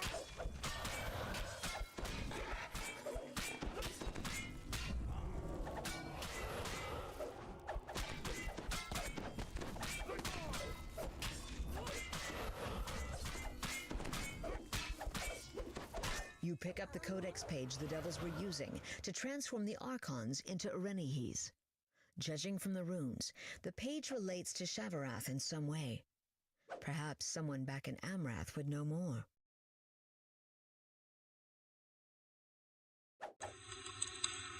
That was one of the most intense things. Honestly, that was kind of stupid. I mean, trying to fight a thing and I can't even see how much hit points is and if I'm going to fail any second. But yeah, we did it. Fine. Of course, I don't get anything good in the chest, but whatever. I'll take it. Let's see the XP. Gotta have this on screen. So 19 minutes and 45 seconds. Okay. There we go. Another one for the books. Yeah. Thanks, Maven. Nice. Yep. This is how this started. The first time I did a solo run of Fall of the Truth was I wanted to step in and make a trailer for my Phoenix build. So all I wanted is some cool shot of me killing dragons. So I stepped in there And then they accidentally finished it. I was like, oh, I can actually solo this? Like, I didn't think I could. So yeah, you never know. That's a happy surprise. There you go. Well, I've definitely fulfilled my quota of soloing raids today. Sold a whole bunch of them. So, Orion server, yeah. Well, my main server is Orion. I have all my characters on Orion, I play on Orion, and Orion is everything. However, when Axel started doing his streams, so for raids, I started joining him on his raids. So I made one character on Thalanis so I could do raids with Axel. And that was a max level character. I haven't leveled him in a few months. Yeah. The next one, maybe I'll get to you just in a second about killing time. The next one is they started whatever it is, Cormier. So I'm trying to do the Mistalker event, and I have one character over there I want to get to max. So that's basically the three main servers I have is Cormier now, just so I can get, something going on Cormier. I have the character that I play for raids with Axel, and then everything else is on Orion. Yeah, solo and killing time. Definitely one that I have not been able to solo. However, you never know. Nah, I doubt I'll be able to solo it. Again, nothing's going to prevent me from trying. But, yeah. I have tried before, but with a much weaker character. So, I don't know. Maybe this character can. I don't think I'll be hiding my screen and doing that. The truth is, I might just jump in and get a cool screenshot of me fighting him. We can do that. Okay, we'll do that. You've convinced me inadvertently. Or intentionally, I don't know.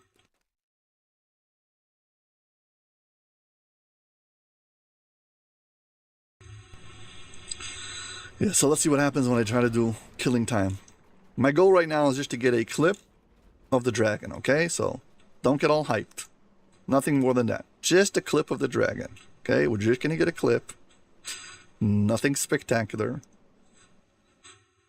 But if I don't die immediately, I'll see how far it goes, okay? That's the deal. I don't know why I let myself get talked into these things. I'm not very good at handling adrenaline. My body starts shaking, which is not very good for your performance when you're trying to do something where you can fail any second.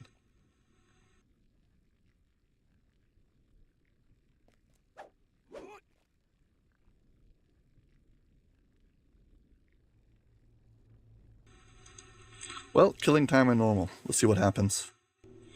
Yeah, never hurts to try. Thanks. Famous last words. To travel back in time. Watch your step! Sarion calls from up ahead. Sarion addresses the group. This place has changed quite a bit since my last visit, he begins. These islands around us are a new development.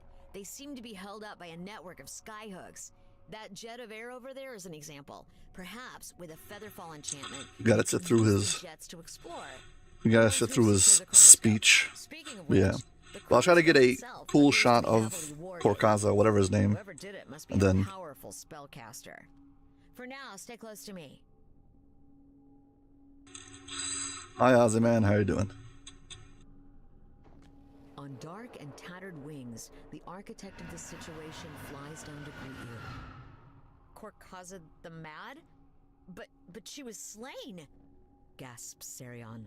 The Dracolich almost seems to grin as she responds. Well, for the record, it has been sold already, so it is definitely possible. I wouldn't want to forget our proper titles after all. I know I have it in me. I just don't know if this character can do it. But death can be turned into an advantage if you know how. You can't really be thinking of tinkering with the chronoscope, begs Sarion. Once I get my clip of facing him on one of the platforms, I'll go back to normal and see what happens. You are half right as usual, young one. Korkaza chuckles as she flies off. By the dragons above! Where does she land? As he shifts into his original form. The chronoscope is activating, cycling backwards. She means to change history. Find her and stop her. I'll work on getting the wards down. Korkaza lands to the north and begins invoking some kind of ritual. The chronoscope reacts to her chant, spinning faster and faster. Korkaza greets your arrival. Welcome to my grand experiment. The results will be historic. Though I doubt anyone will ever know of your role, vital as it is. For the world will only see my final draft, and not what was edited out.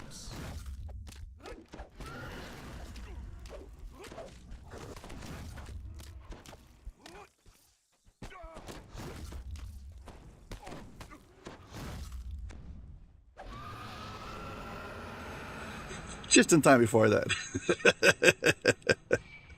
I don't even know what I died to. You were? I don't know what I died to.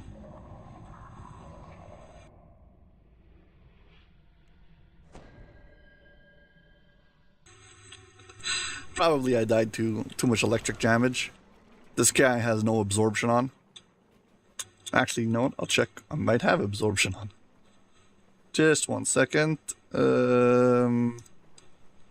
Avoidance defense, elemental defense, electrical resistance 15, that's garbage, and electrical absorption 22%. The truth is, I do have a character.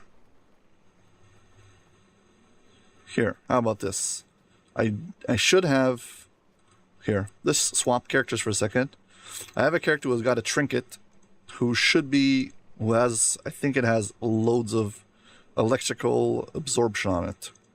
Let's just see. I was trying to solo some time ago, riding out the storm, and I made an electrical absorption item. I just took like 6 stacks of fire electric, whatever. But the point was, I wanted to really get the trailer.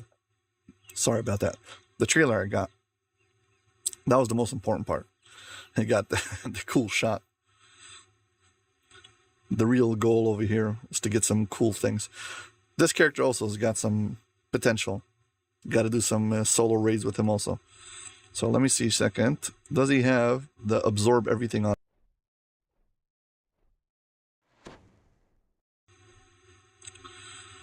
No, that's Insightful Devotion.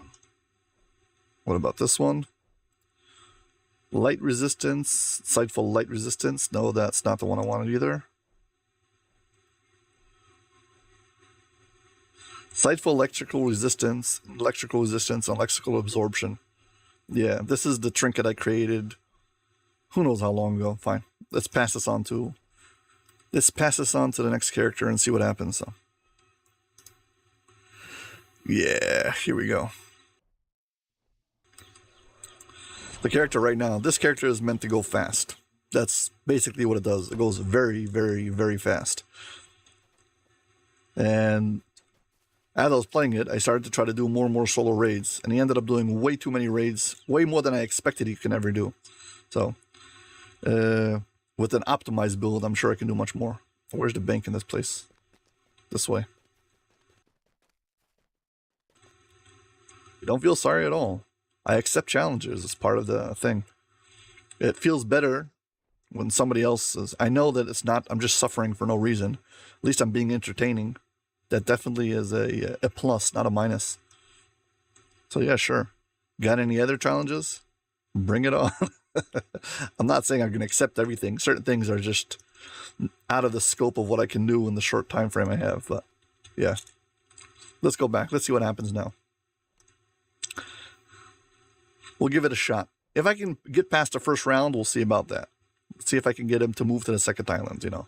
That would be a good step in the right way. So, let's see.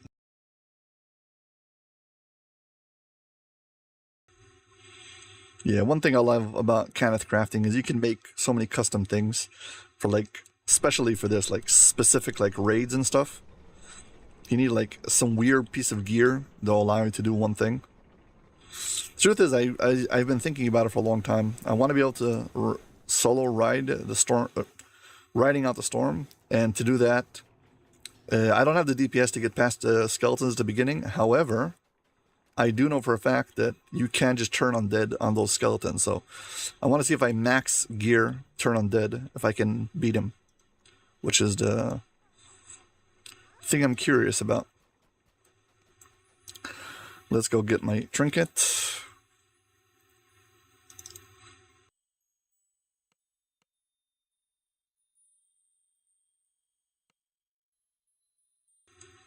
Yeah, just dropping things. I don't know if I have a black dragon scale someplace. Probably sell it. Whatever. Okay, here's my trinket. Let's put it on the shortcut bar. Right over here.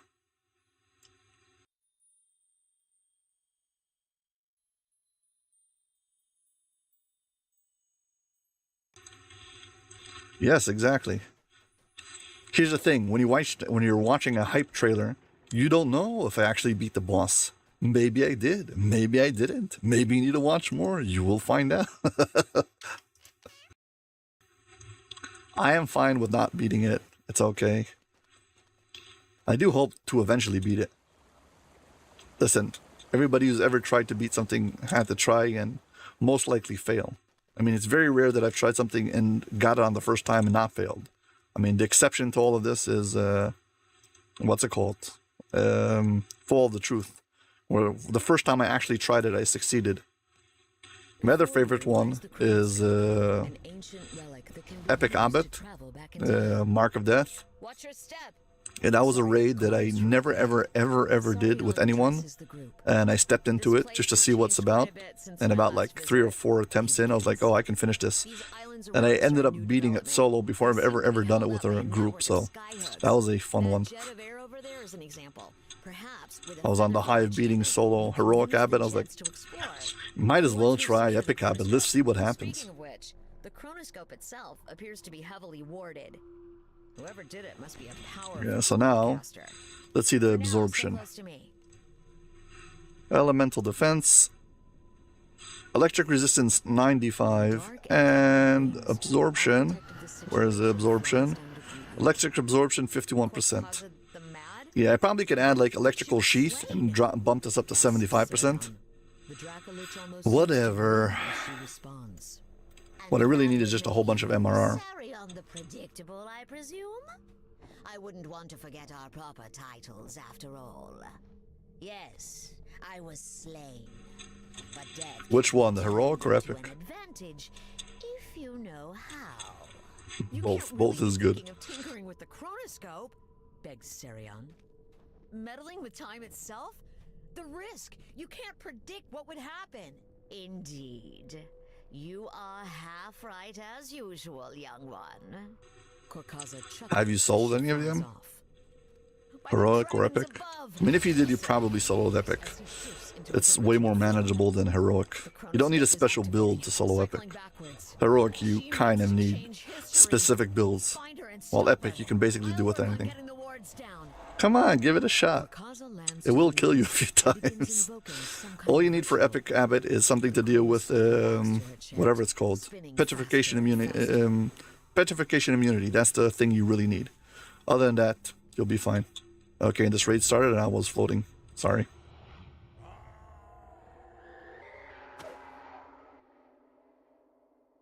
Korkaza greets your arrival. Welcome to my grand experiment. The results will be historic. Though I doubt anyone will ever know of your role. Why can't I see his hit points? He's a dragon and undead. I have both of those two things unlocked. Draft, and not what was edited out.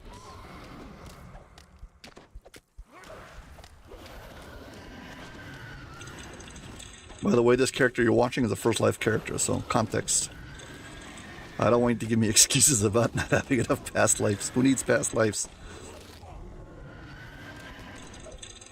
I'm just kidding. This character doesn't have tomes either.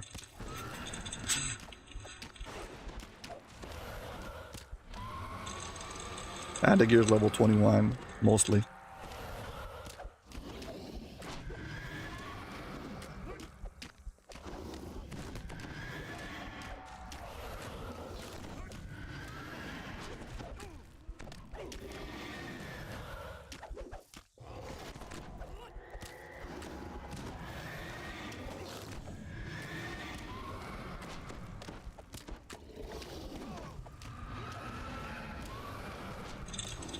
Every build has 4 aspects to it, okay?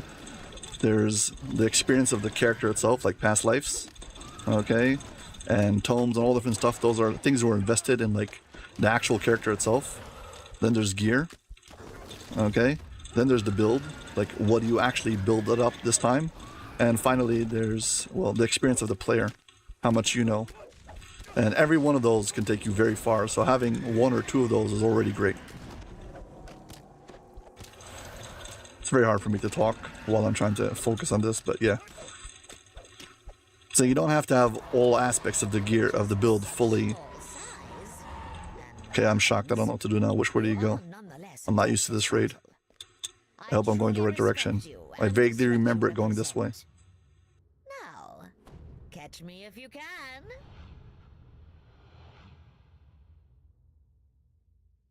The Dracolich lands on an island to the west and resumes her chant.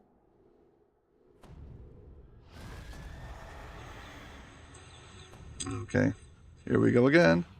Corkaza! Cries Serion. I order you on the authority of the chamber. Lower your wards and end this. I still serve our kin. I still serve our Ganessan. Retorts the Dracolich. You feel what you do not understand. I must do this for all our sakes. I really need to increase the power of this build. And just like go on a rampage and knock out all the legendary raids that require high DPS. I don't know, Fire over Morgrave, Dryad. There's a whole bunch of things that I could probably do if I had one character with more DPS. This character is basically there. It just needs better gear and stuff. I really should take my main, TRM, into a proper DPS build and go knock them all out of the list.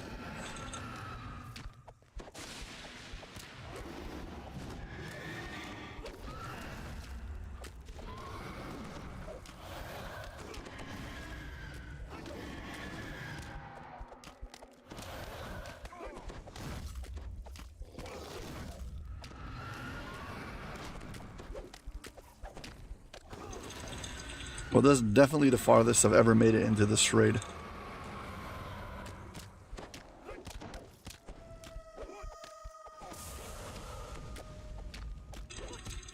I'm hoping to get to the first boss fight. Minor boss fight. That's my goal right now. Small steps.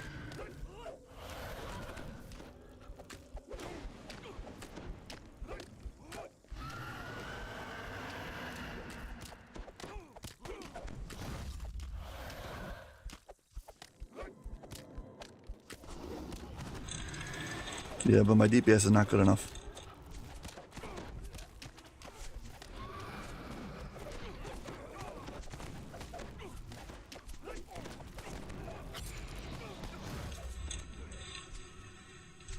Yeah. Well, that was my best attempt so far. Hope you enjoyed that. So yeah. There is a good chance that if I take this particular character and I like max out his gear, which is something I could do on stream, but I think it's going to be super boring. Yeah.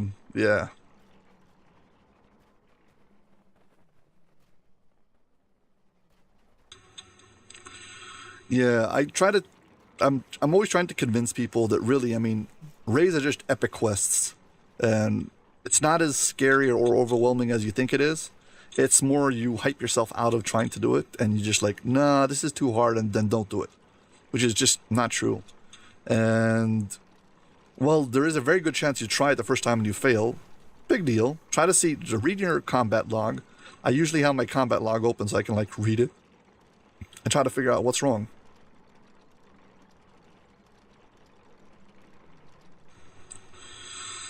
Kelly Menu asks, what's my take on racial reincarnation? I think racial reincarnation is just another way to add or increase the power of your character. And if you have maxed out your racial reincarnations and you got all the action points, it gives you a huge amount of power to your build in certain situations. That means there's certain builds who heavily require the abilities of their racial tree, and just having all those extra points just makes the same build that much better. If you're just playing a build who doesn't care about the racial tree, so then the extra action points in the racial tree is like nice, but it's not like critical. Overall, I think it's a very nice thing that they added to the game, and it's a very good chase. I personally don't have any racial reincarnations almost at all, so I can't really tell you how much I've been enjoying it, but yeah, I don't do that many TRs. So that's my short take on racial reincarnations. For context, racial reincarnation mean once you get to a level 20, you can restart your character from level 1, and you get something called a past life that will give you a permanent bonus to your character. It will go into your feats and make your character stronger, and this is called a past life. And you can do it based on your class or your race. So racial reincarnation means I'm gonna, based on my race, in this case human, I'll do a past life and I'll get some ability that will improve my character based on human. You can do this up to 3 times for each race, and overall it stacks up. And in addition, you get something called an action point, which is a point you can spend this tree over here that gives you more power. And this is permanent for every character, every time you play the same character again. There you go.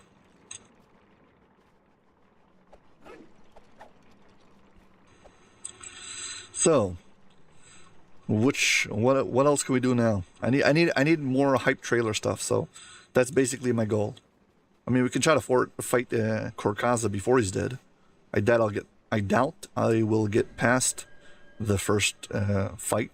I have never been able to beat the first fight. As if that's ever stopped me from trying.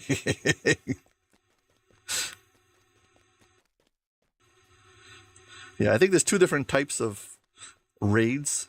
There's raids where there's a mechanical challenge, and there's raids where there's a character-based challenge. So basically, if your character is not strong enough, it just can't do it.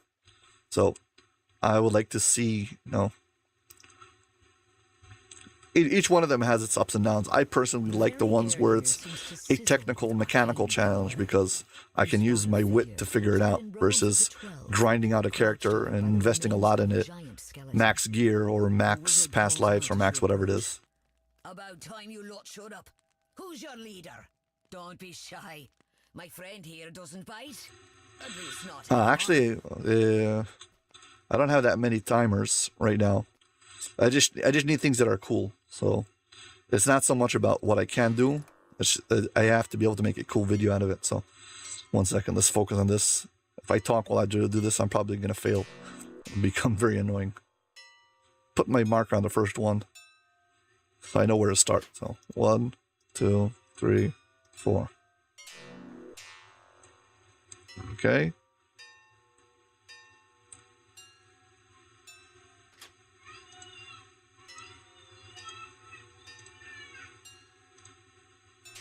Okay, 1 down. I don't know. I always get really tense when I do these things. So sorry if I'm. Basically, this is a game of Simon Says. I have to repeat whatever the pattern is, and if I mess it up, I just have to start over. So, 1, 2, 3. Careful not to misclick. Okay, 1, 2. Okay, here we go. 1, 2, 3, 4. Last one, hopefully.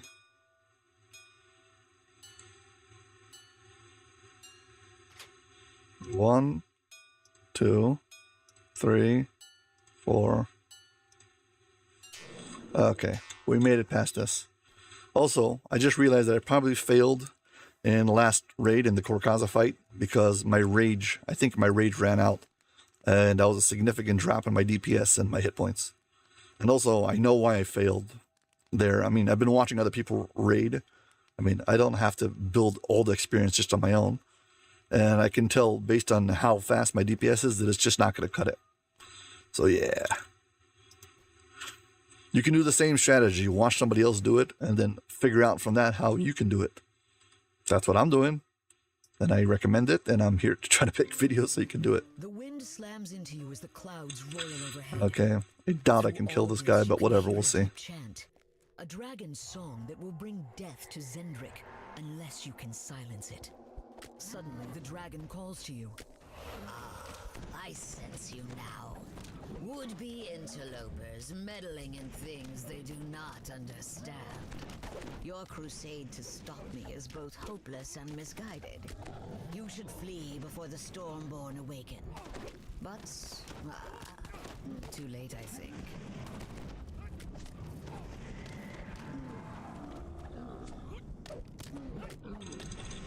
I almost had that guy, and then somehow I don't know.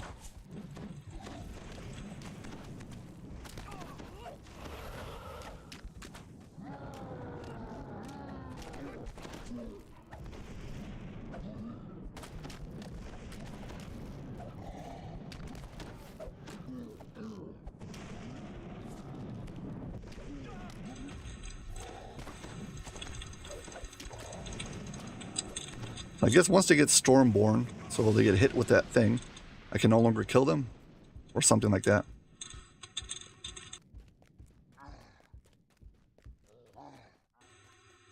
Come on. If I could just separate them, maybe I'll be able to win.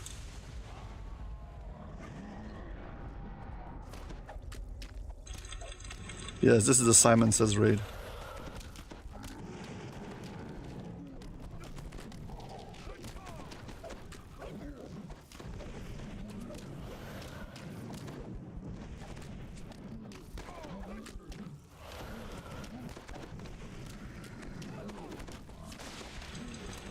If I could just beat this guy down and face Korkaza, I could have a really cool shot.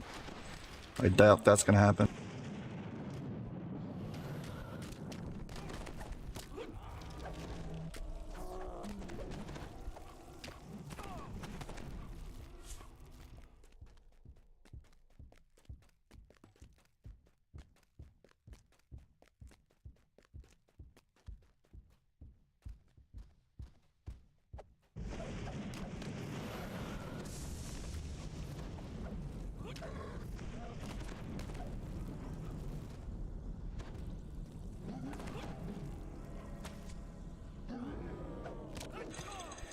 Got way too many stacks of this electric stuff that I can't get off of me. It's a problem. Oh, this guy doesn't have Stormborn anymore. Let's kill him.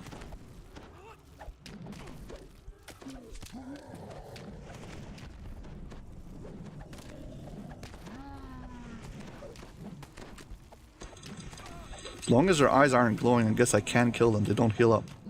So, they need to not be Stormborn.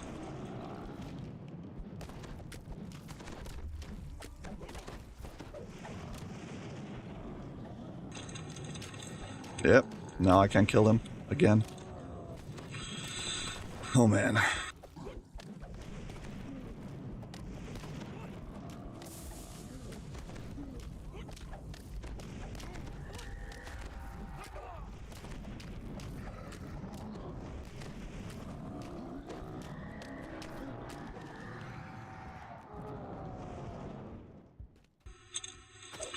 I guess if I separate them out and their eyes stop glowing, so then they don't heal automatically, and then I can kill them. So that's like kind of my goal.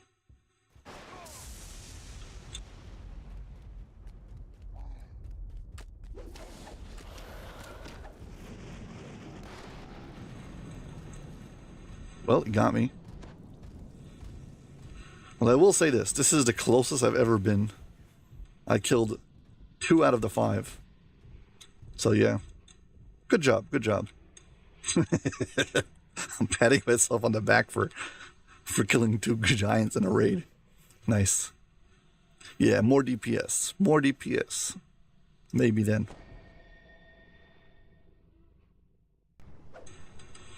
Okay. What's next? I probably can do like fire over Moorgrave, like do the first round or something like that. I don't know. I'll probably die to all the rocks.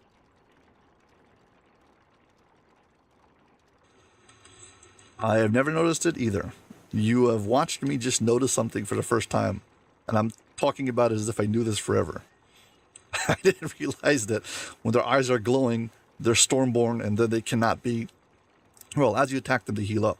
So as long as you separate them and the boss doesn't do his big explosion of lightning, they're not charged up. So like at the beginning when you jump in, none of them are charged. I almost got one at the beginning, and then he did his big attack and he charged them all up. So the other thing I know is that if you have turn undead, you can just overpower them, and they fail their save, they can just die. So if you go into your epic destinies and you take Exiled Angel, you get your turn undead, and then you just take items who add to your turn undead dice and whatever it is, and just max it out. Crazy, I don't know, wisdom item or charisma, whatever it is. You could just walk in there, hit turn undead, and just get rid of them. And I know as clerics, there's definitely clerics who do that. So I don't know if I can do it as a barbarian, but whatever. Barbarian, bard. So yeah, what's next? Oh, we said we're gonna try to fire over Moorgrave and just see what happens. Here we go. Where's fire over Moorgrave? Where's Moorgrave? Come on, Moorgrave. Lower Moorgrave, upper Moorgrave. Haven't been in this raid forever.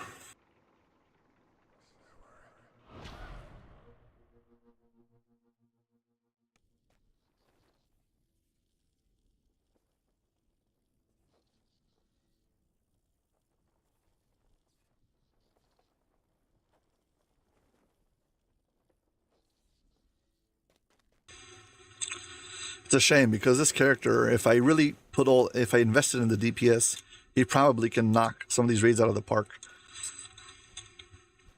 Currently, my record is I have soloed out of the 39 raids of DDO, I've soloed 22 of them.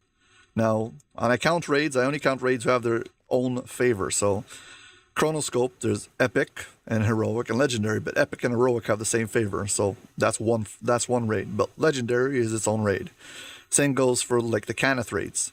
There's Heroic and they're Epic, and they have their own favor, so they're different raids. And basically like that. So I've soloed most of the raids in DDO by a small margin. 22 out of 39 is just a bit more than half. But yeah. If I had a good DPS character, I probably could like do Dryad. I probably could do Fire of a Moorgrave. Maybe Hunt or Hunted. There's a whole bunch that I probably could pull off if I had an actual good DPS character. And I'm edging more and more towards, come on, just get yourself a good DPS character and do that. So I might do that sometime soon. So let's see what happens now. Again, I'm going to go for getting a cool shot. And once I get my cool shot, I'll move on to actually trying to beat this raid. So I doubt it, but you never know. That's how it goes.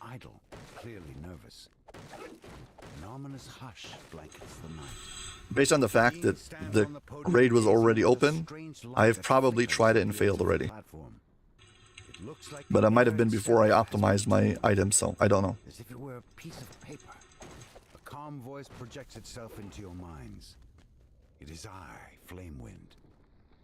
I cannot leave the library, but I will observe and advise you in the struggle ahead. It seems that this part of Moorgrave is becoming coterminous with some plane I cannot yet identify. Yeah, okay, so as before, because I'm trying to record a trailer, you guys can type in chat and I can see you on screen, but it won't show up on the screen in OBS because I need a clean plate for cool factor.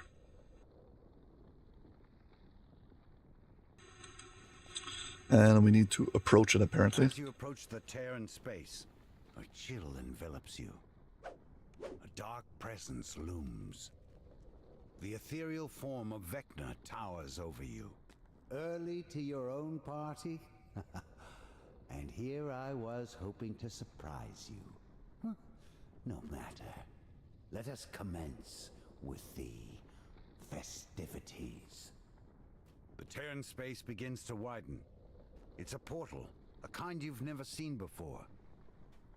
You feel a blast of heat as something very large steps through. Something familiar. The Baelor's voice booms. I return to finish what I started. This realm will burn. Vecna purrs. Yes. And this thrice-cursed university will provide the kindling. I've enchanted your blade to allow it to cut a wider path for your army. Begin your conquest, and let no one stand in your way. The Baelor needs little convincing. The battle is joined.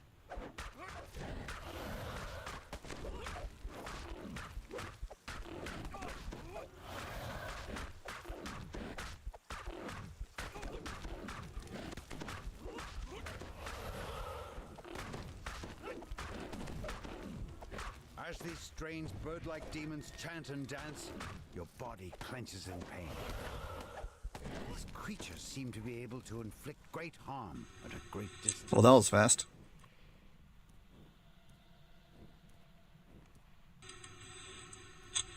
Yeah, I need to have way more MRR if I want to avoid all the damage from the rocks.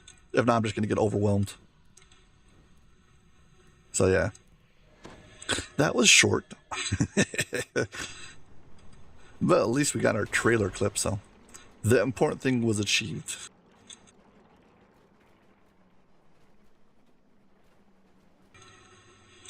So, any suggestions? Which next? I mean, which raid haven't we tried to... Yeah, thank you.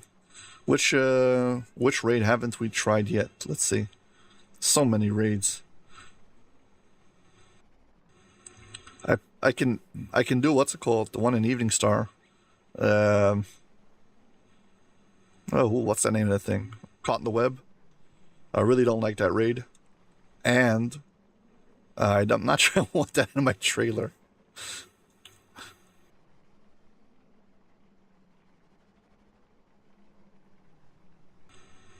I don't want to get demonetized by Twitch. I'm kidding.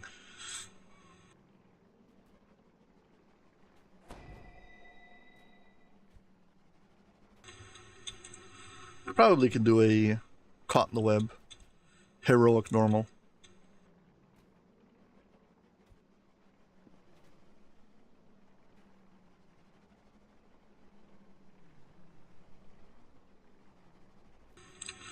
How about this? I'm going to take a quick break and be right back, and I guess we'll do Caught in the Web. So, catch yourself a drink again. I'll be right back. I will be right back.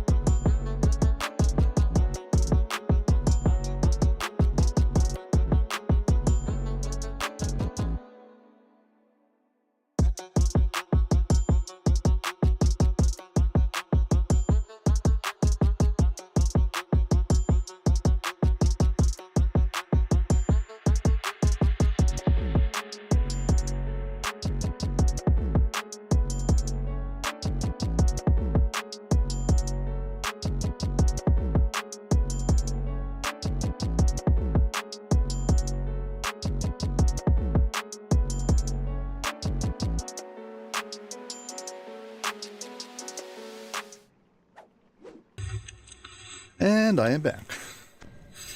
Hope you're all doing well. Welcome to the stream if you're new here. We are making a hype trailer for the stream. So for that, we are running raids and trying to complete them. Or not complete them, but at least get some good, cool boss fight shots and stuff like that. So that is the agenda for today. So you might be seeing many different raids. We've already completed a whole bunch. failed a few more. And yeah, now we're off to Evening Star to try to do Caught in the Web. For the trailer's sake, we're going to do everything on heroic. Sorry, not heroic. We're going to do it on normal.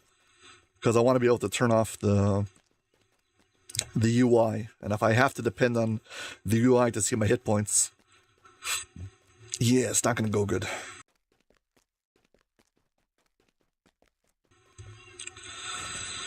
So, Caught in the Web. Here we go.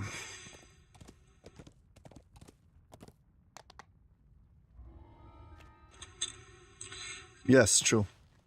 Zawabi's Revenge is a good one. I don't know if this character is flagged on Zawabi's Revenge, so I might do it on a different character. I do want to have a few different characters in the trailer, so I'm going to swap characters, so I might do that with a different character. So we'll see about it. Yeah, if you step into the Hall of Heroes, you can teleport yourself from the exit of the Hall of Heroes directly into the Evening Star Caverns, so. Caught in the Web. We'll do this on normal.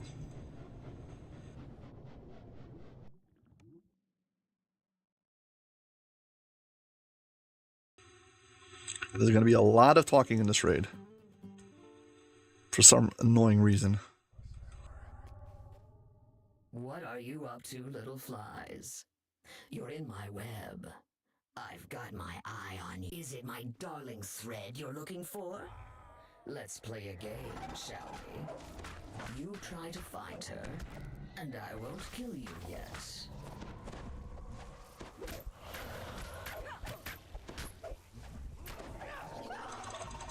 To be honest, I probably could do the entire raid without having any UI up. So, maybe we'll do that. Turn off the UI. Mind you guys, you can still type and I see your chat. It just won't show up on OBS, so yeah. Oh, you have no idea. The babysitting and trying to kill all the bosses at the same time and get it to go through the barrier, it's a nightmare.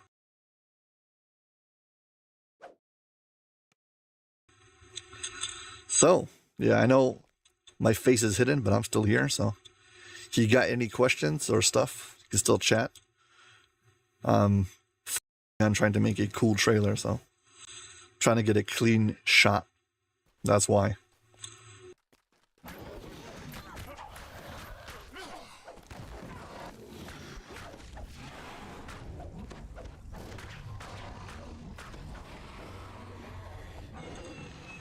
That's all good.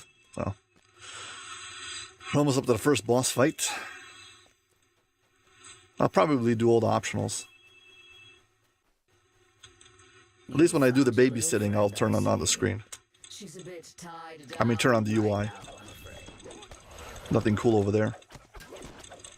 So as soon as we finish with this fight.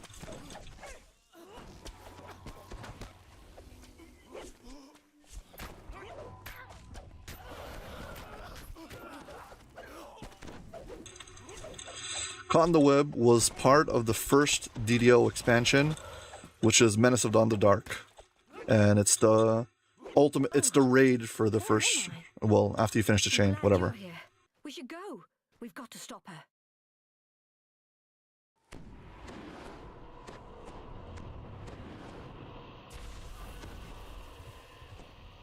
Persistent, these little visitors. I think I'll pay them a visit.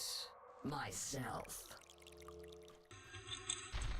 I really wished that they made a alternate version of the armor for Lolth that was more YouTube friendly rather than this, who's more OnlyFans friendly, if you get my drift.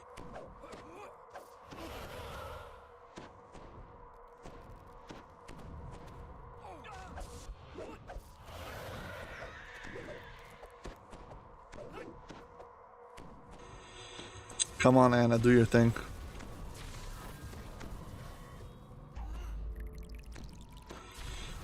She needs to suck the life out of this orb. I'm not sure why I'm explaining this. Feels like this entire raid was meant to be one gigantic innuendo. Not a fan.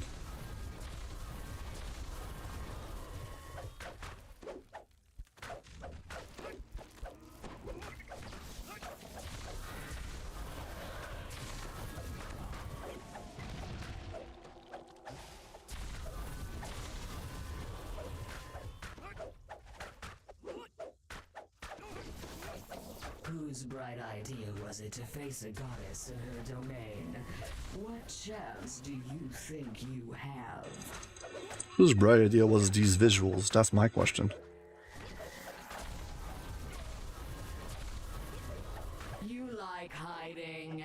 Then it shall amuse me to see you run. Okay, let's hopefully get some good shots now. Supposed to fight a whole bunch of these feet, no? Legs coming out of the ground? Something like that? Where are they?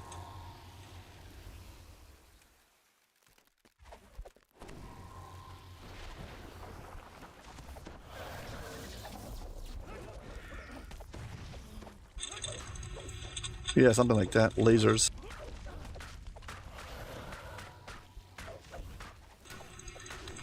I feel like they were trying to go for some like fanfare over here. I don't know. I don't get it.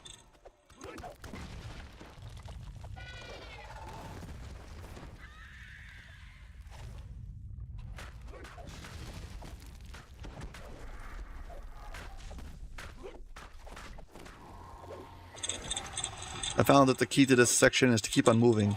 That way you don't get knocked off the platform.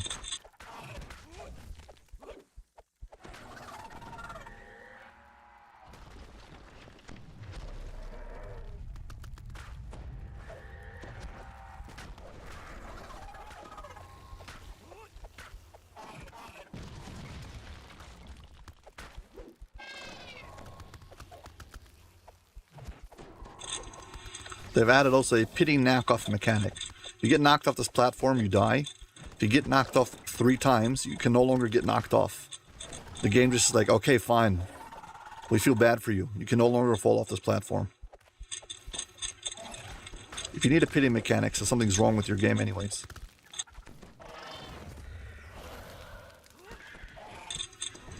If basically you're admitting that you're being mean, and you're like, okay, we won't be mean too much. Just don't be mean.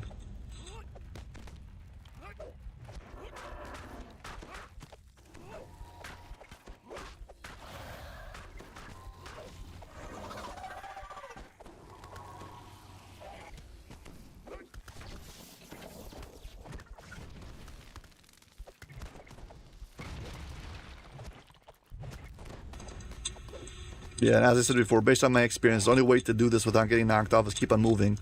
You don't get surprised by these legs and they throw you off the island and you die.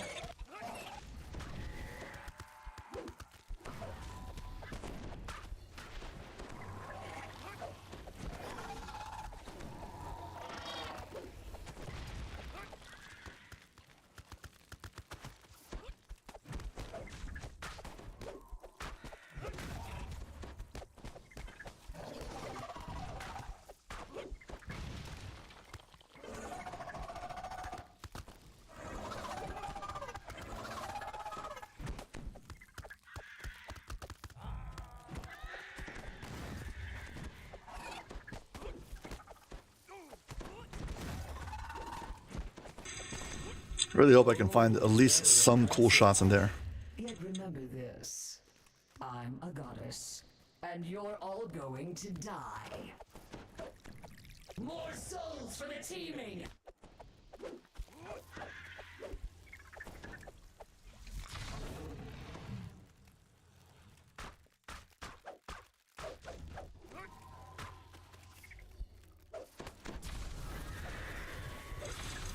Talking about Von 6, Kelly?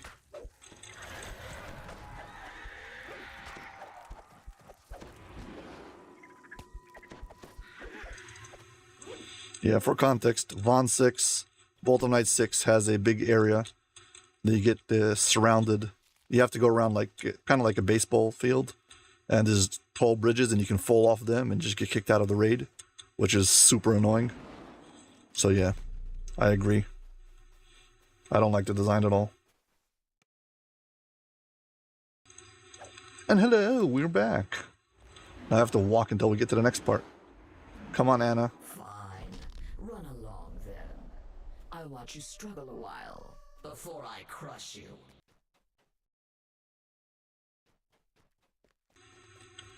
So now I have to do this babysitting thing.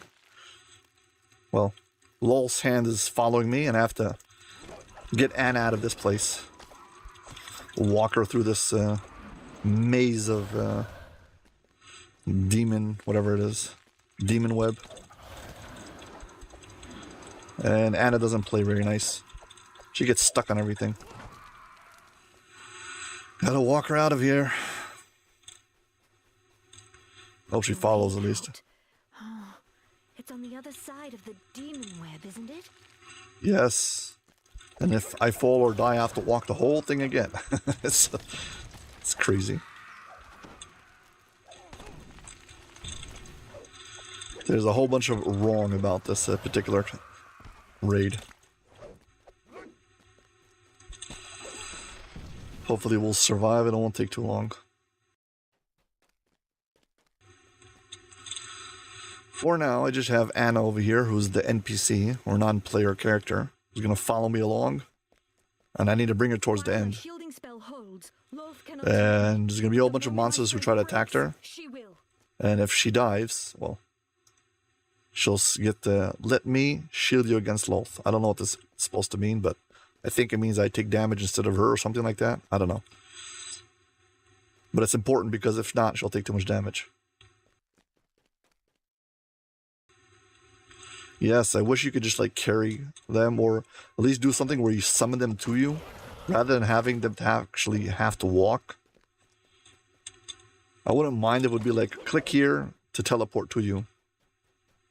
That would be acceptable. But this thing we have to actually like lead them through, and they get stuck on things. It's not like I can see where I'm going. I'm already half lost. Must be this way.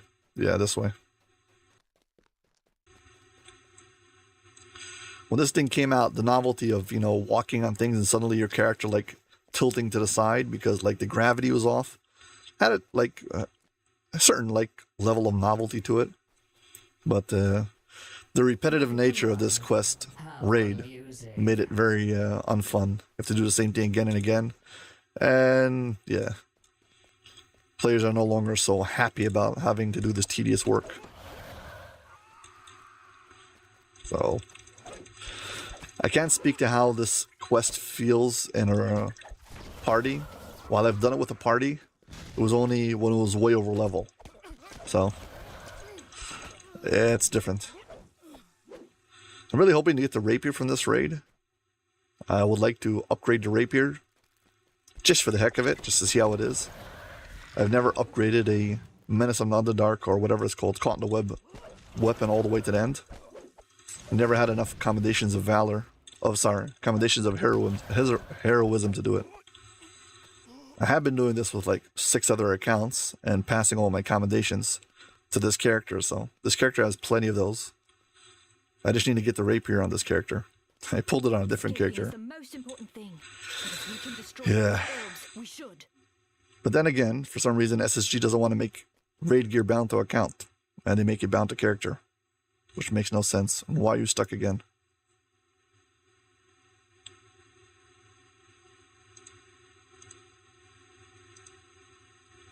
Come on, follow me.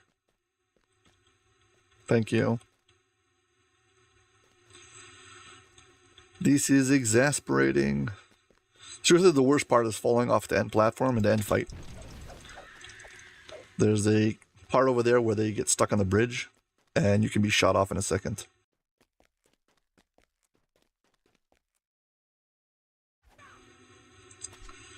Okay, finally we get to fight something.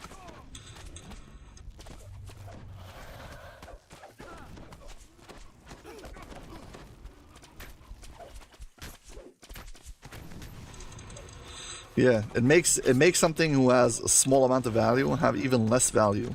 Because all these old raids, I mean, how about this? Make it so any old raid, all the raid items become bound to account, okay? Please. So at least, you know, give value for rerunning old raids. Because if it's like the newest raid, okay, fine. I'm not going to argue about that one, even though I think it's wrong, but whatever. Let it be. But this is like, what is this, 10 years old? Like, give me a break. Just give it to me as a bound to account. Why? Why do we need this to still be bound to character?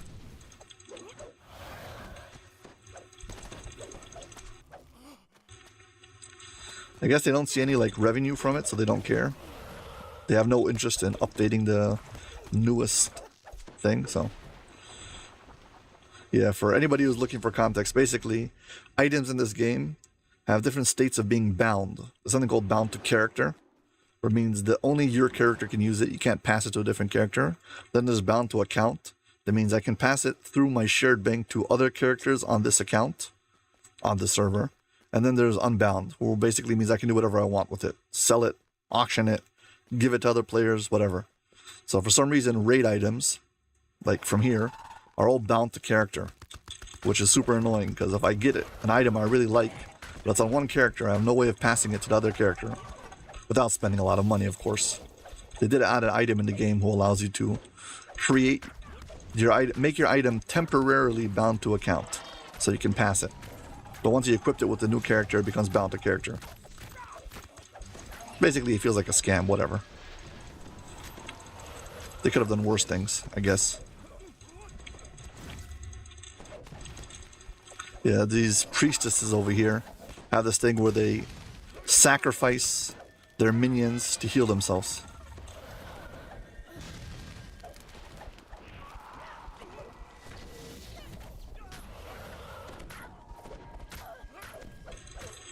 Yeah, it's just sitting there, and the worst thing is it's just collecting bank space because you're not willing to throw it out because, you know, maybe one day you'll use it, and you're not using it. It's just going to waste.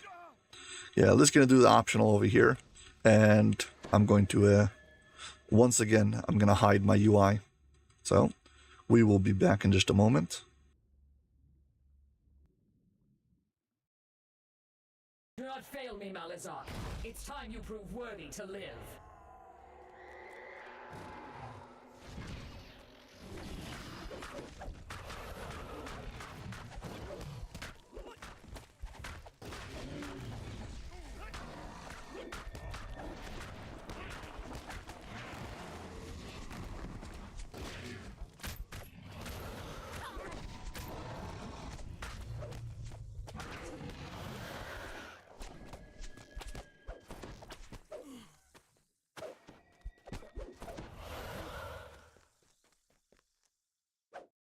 Here goes. The chattering ring from the Titan Awakes, yeah. I mean, it's more of a gimmick ring. I don't think it's like worth anything today. It's just more of a cool concept.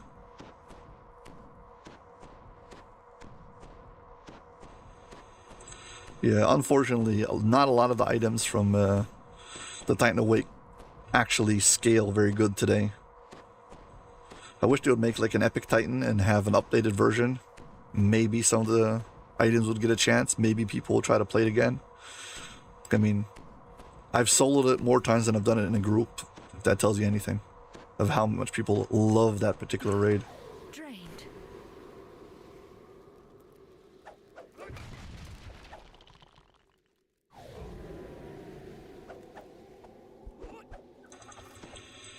Anna just fell off the deep end a second ago, trying to kill a spider.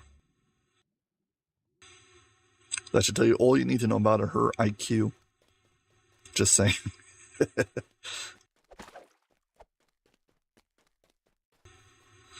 Okay, we're back on track. We don't have to do that optional, but we did it because we'll get more chests at the end, which is the real reason why I'm doing it.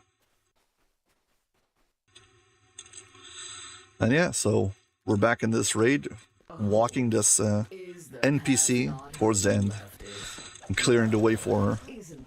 If you just run ahead, these monsters don't spawn. They only spawn once you get here, so you are forced to do it in sequence. I mean, with her, you can't just come here, clear out the way, and then bring her through. You know, the thing that would make perfect sense, no, you can't do that. It's forbidden.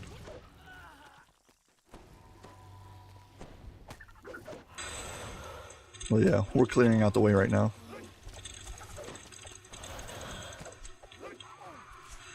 Clearing out the way and trying not to fall off this island. If we fall into the bottom in the void, we die. Now, luckily, there is a place where we get teleported back to. and you can just keep on coming back there as many times as you want. Also, another nice thing about this raid is it doesn't have a lockout mechanic, so if you die, you can just like recall and re-enter. I mean, not recall, but you can just re-enter as long as the quest didn't reset. I've had it happen to me where I re-entered many times. Yes, I think other than like the final room, there's no lockout. Could be that once you finish the final room, there's a lockout, but well, for all of this, there's no lockout. Lockout basically means that they're preventing you from allowing other players to join mid-raid. So usually raids have like a lockout mechanic. So once you get going, a certain point you cross, you can no longer have other players enter. So you gotta like fully commit. I'm not really sure why. Like, what's the point? Allow other players to enter in the middle? I don't get it. Whatever. Somehow supposed to make it harder, but I don't see why this is fun. Lost in my maze. Don't you know? Every path leads to me. Yeah, she's still taunting me. Well, we're probably going to get the last laugh, so I wouldn't be worried.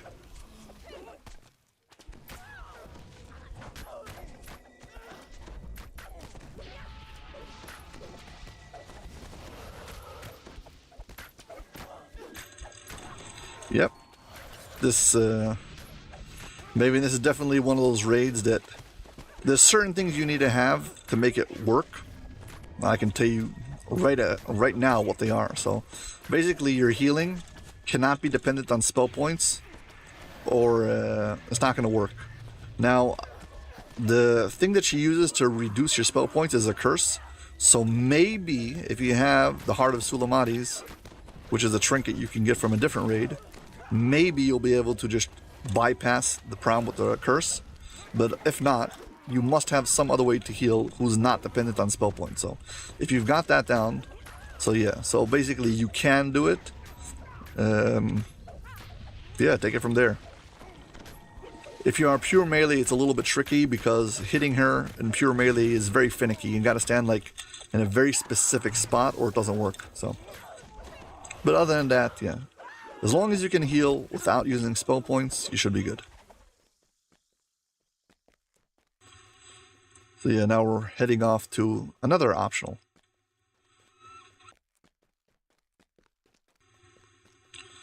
Oh, it's not about getting rid of the curse. It's when she has this curse who drains your spell points. Kind of like the heroic abbot or epic abbot, the Inferno. It just eats away all your spell points.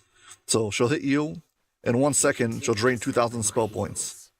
And you're not going to be able to beat it. See, so it's not like having the curse on you isn't scary. It's just when she curses you, she gets rid of your spell points and then you can't heal.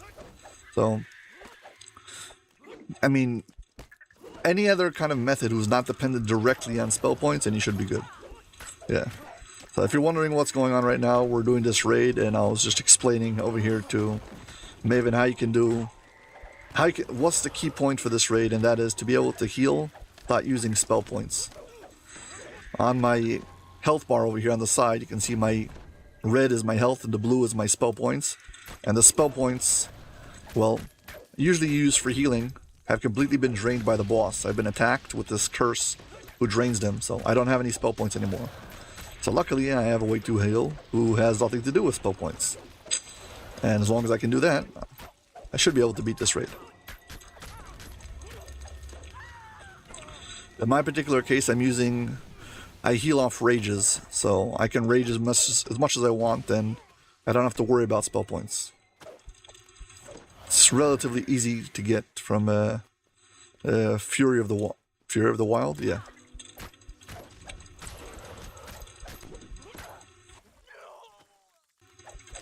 I mean, if you're a tank, you can heal off your temporary spell points using your whatever abilities that give you temporary spell points, temporary heat points. It also should work. Now there is ways to get temporary spell points, but it won't really help you because she drains it so fast you don't get to use it. So yeah, that's the main concern over here.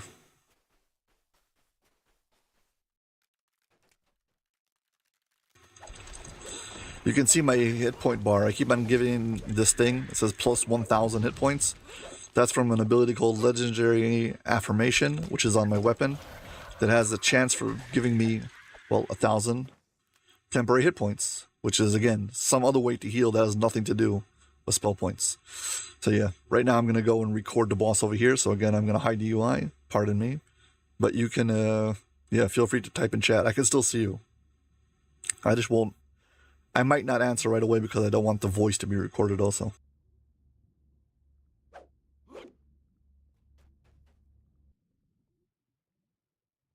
They're after your orb, Chelicera. Bring me their hearts when you're done.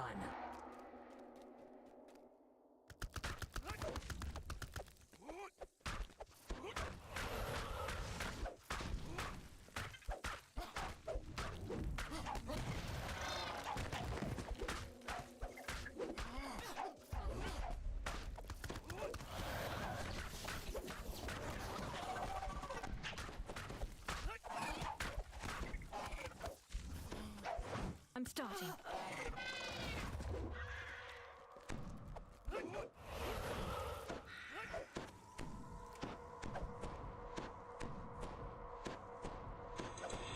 And I'm back.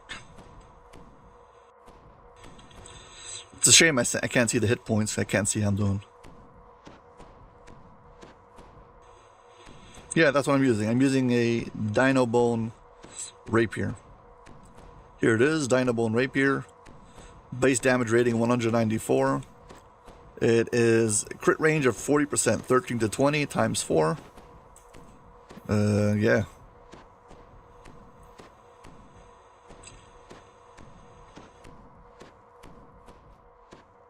All right.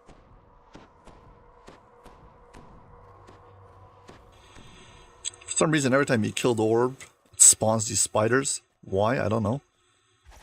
She's gonna fall off again? Yep. For some silly reason.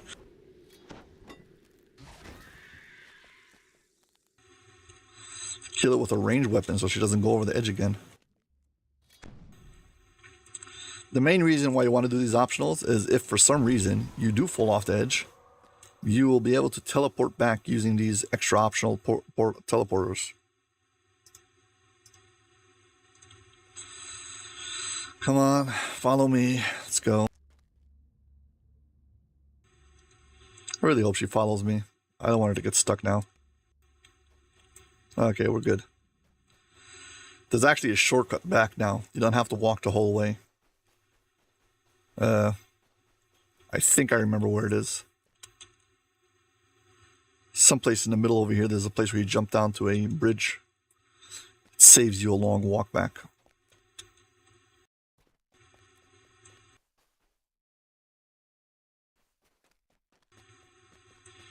I think I missed it already.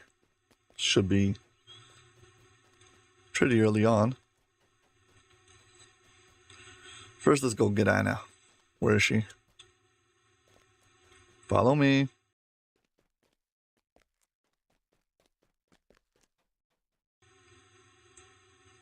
Why? Why are you stuck there? Come on. She's from the NPC school of staying behind and trying to get out of range. Unlike the guy from Veil of Twilight, who you're supposed to protect, who runs ahead of you. I forgot what the name. Ritual Sacrifice, maybe? You got this guy you need to protect from the 12. He tries to get himself killed by running ahead. So you spend 20 minutes clearing out a quest, and then he runs ahead and gets shot and dies. You have to restart the quest.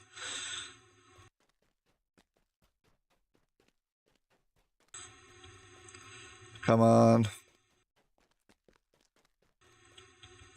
Yeah, so basically if I look over the edge over here, someplace there's supposed to be, I think I see it, a web bridge like I'm going on right now, and I can shortcut my way down there. I think it's this one. Yeah. Should be this, I'm pretty sure.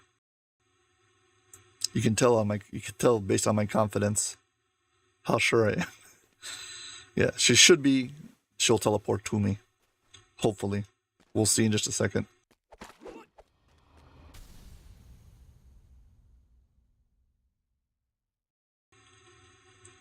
Well, I saw her disappear over the horizon. I hope she shows up any minute now. I'm gonna continue and hope that she catches up. Yes.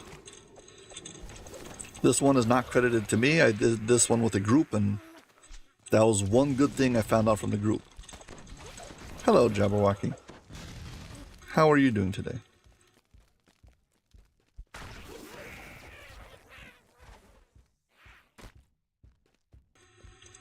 I probably should clear out this little island.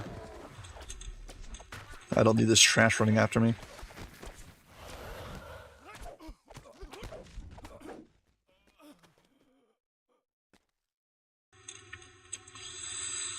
Okay. For anyone who's missed it again, we are creating a hype trailer for my DDO stream. So basically, when you come to the stream before it starts, I would like to have some cool intro.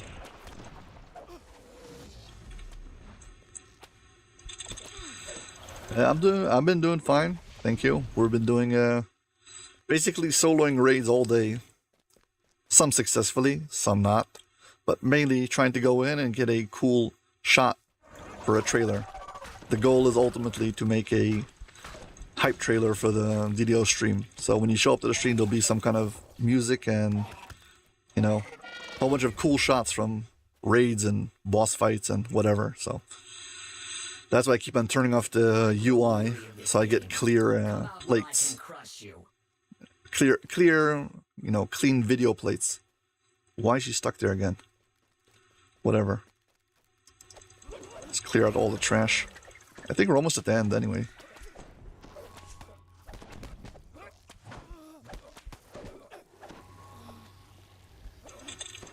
Yeah, so hopefully once I've got enough stuff, I'll be able to cut it up and edit it and turn it into a short, I don't know, few minute video at least.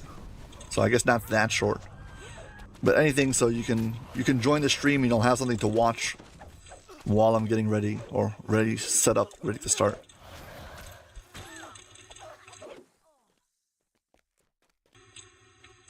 So is this the final?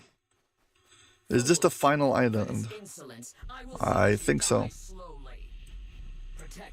If so, this is the worst. Don't let that barrier fall. She's come close enough. The games end here. Yeah. I don't think I'm gonna turn off the AI for the UI for this particular thing. The last thing I need is have trouble with this.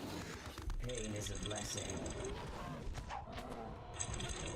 Yeah, I'm gonna focus on killing everything. Sorry. I want to clear the orbs, defeat Lolth, beat the boss,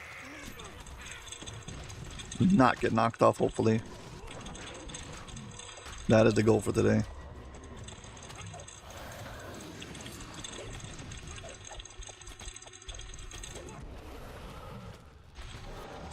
I need her to disable this orb so I can beat Lolth.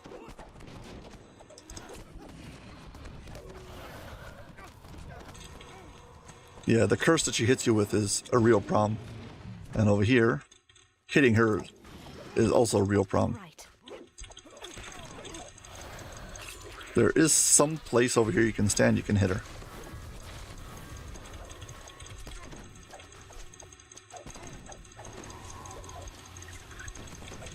Okay, I think I'm hitting her right now.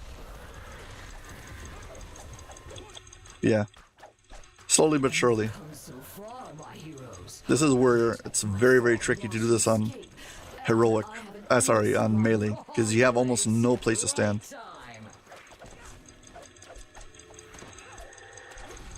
I probably should just do this with ranged. My range is pretty good also. It'll be much faster if I can just do it on melee.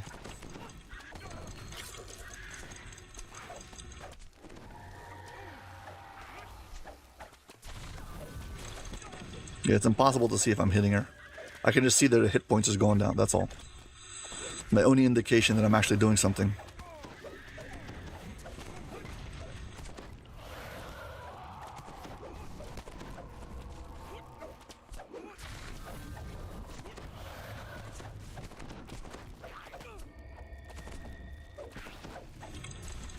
Yeah, not for the legendary affirmation. I'll be taking damage. I'll have to keep on healing the curse, or I wouldn't be able to heal myself. But the legendary affirmation is temporary hit points, so that's also good.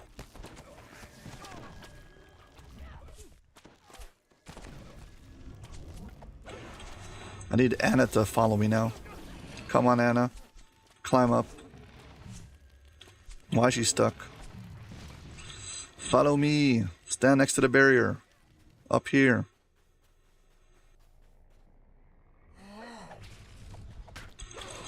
Okay, this is the hardest part. Getting past this thing.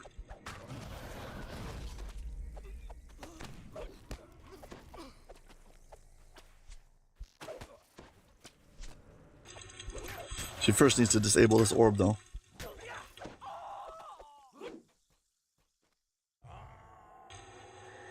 But she's stuck again.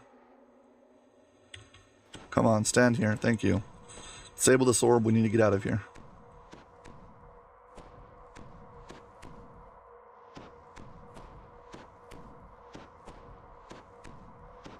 It's done. Yes, the mantle from Fury of the Wild is very good here. Okay, so now, let's see.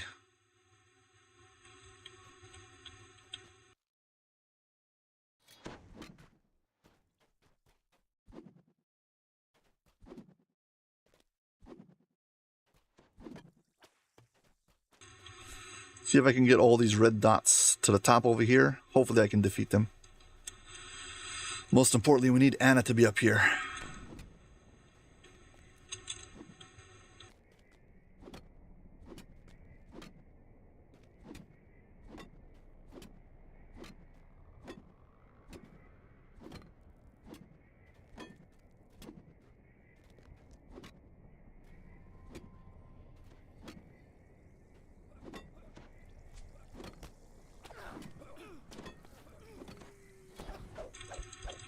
Come on, where's Anna? You will pay in ways you cannot even imagine!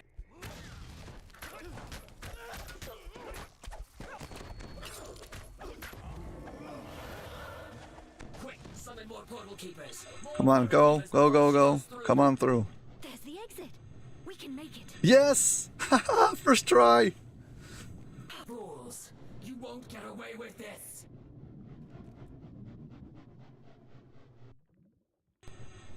Okay, I'm gonna record.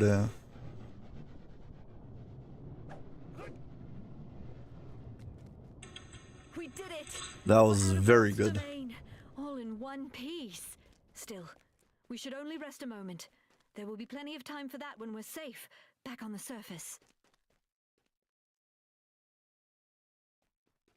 Wait, something's wrong. It can't be. Pitiful mortals! I am loath. There is no plane that you can run to, no depth of Toril you can hide where I won't find you, blot you out, and take what you have stolen from me! That's it, of course. She's out of her element here. I'm not sure how I know, but I have a feeling that I can actually hurt her now. There's only one way to find out. You haven't run away. That was a mistake. The lovely thing about mortals is their mortality. Oh! So much for your great hope. A remnant of a dead god crushed. My power is a raging river. Hers was but a trickle. Did you really believe that... What's this?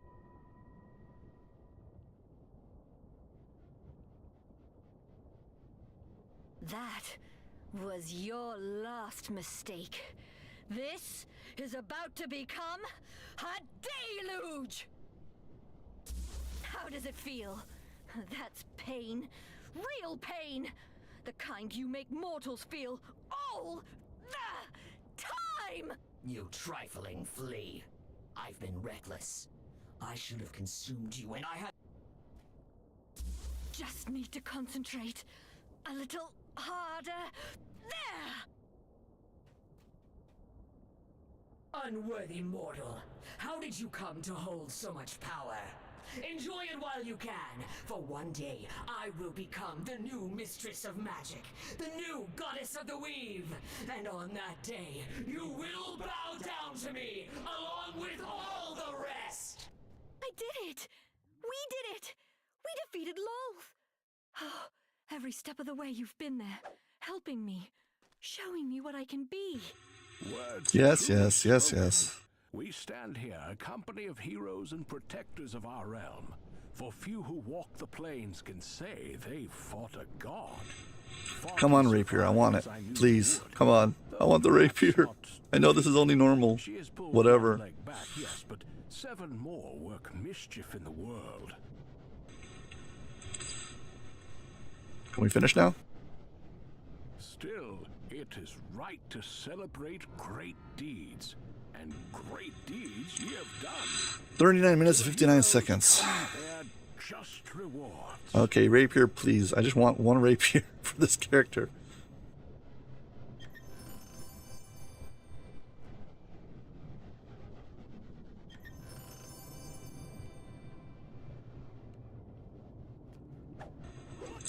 Well, at least I got a commendation of heroism, so that was totally worth it.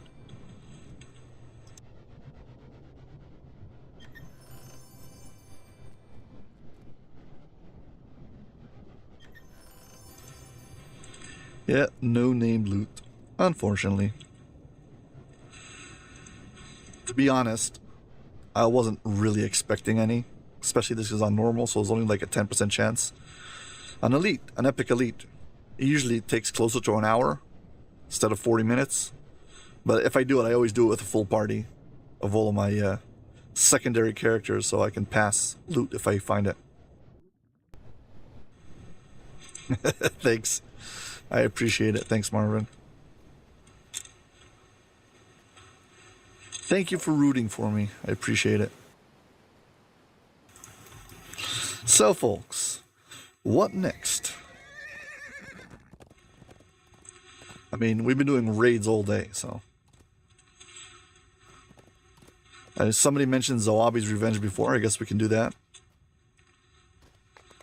I guess I can also do...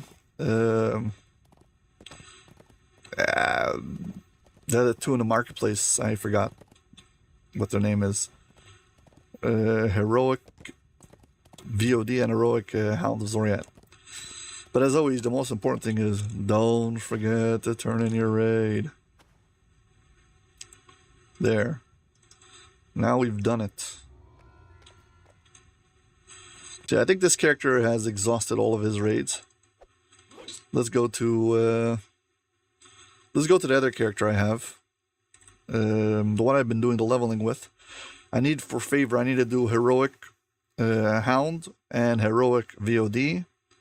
And maybe I can do already a Zawabi's Revenge. Could be on timer though.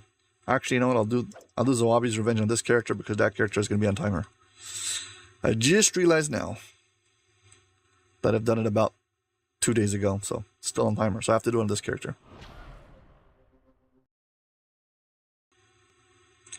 Actually, I will do it on the blue character because the blue character will be faster. Let's see if I can do the blue character. Let's see if I can do it on Jokin. I did it for 55 seconds. Let's see if I can do it even faster than that. So yeah, 55 seconds is the time to beat.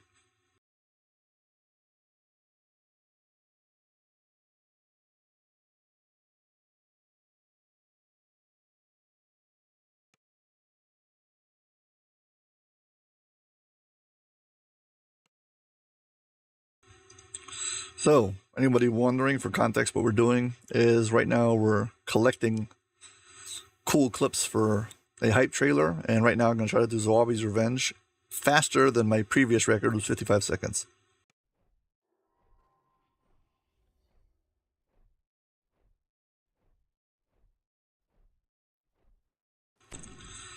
I made a, Kelly, I made a kind of strict rule about not giving away any like too personal information, but for practical use I am I don't know, 7-8 hours ahead of US time. So if that helps you and that's good enough, good. I hope that's good enough. Sorry. Okay, Zawabi's Revenge, here we come.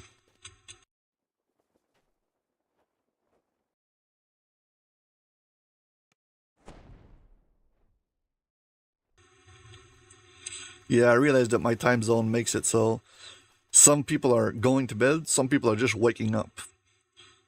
And some people, yeah. I could probably stream at different hours. A, I would be competing with more established streamers. And B, I would have to like shift around work and stuff like that. So, not that simple. Let's see, Zawabi's Revenge. By the way, this is the character I was working on to make. So I just started like showing how to solo things. This particular character has 7,682 favor. Out of those, 7,680 favor was all done solo. So this character is the only character I've had who's unlocked the +8 tome all solo. Yep. And my character, the Aldbar of Cormyr series, is trying to do basically what this character did by accident, but do it on purpose. So rather than having a character who's like, was meant to go fast, and then I adjusted it to do other things, well, I want to have a character who's actually meant to do, like, to actually do solo things, whatever, fine. So, Zawabi's Revenge.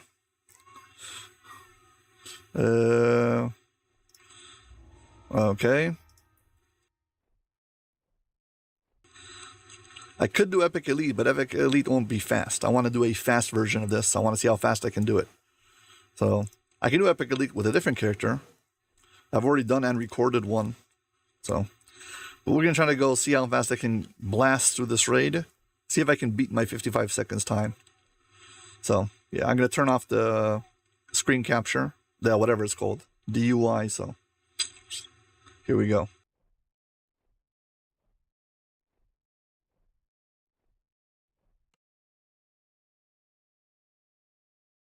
This must be the hellish lair where the Wizard King summoned Layla to Eberron. The air is sulphurous and corrupt.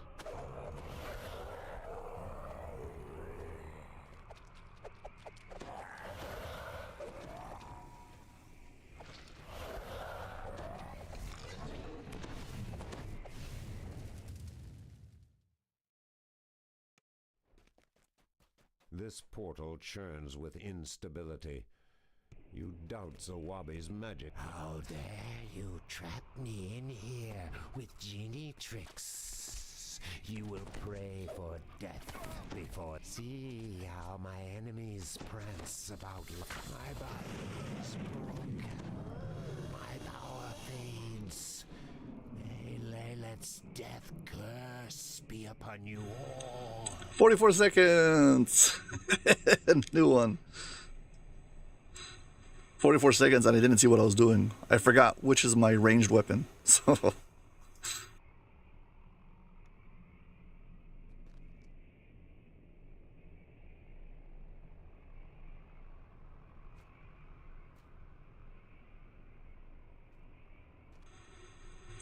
yeah, the knockdown is kind of rough. However, Marvin, if you're asking about the knockdown from the Demon Queen, there is ways to get past it. Basically, don't get too close, and she will knock you down. Ooh, wow. Staff of Arcane Power. This piece of junk that I always wanted for one reason, so I could blast the torches and Inferno of the Damned. Well, this was totally worth it. I'm glad I did it. Okay, where's the collectible down here? I always forget which side it's on. Someplace around here. Come on. I have a UMD for that. I wanted to have one that doesn't require UMD. That was like the goal.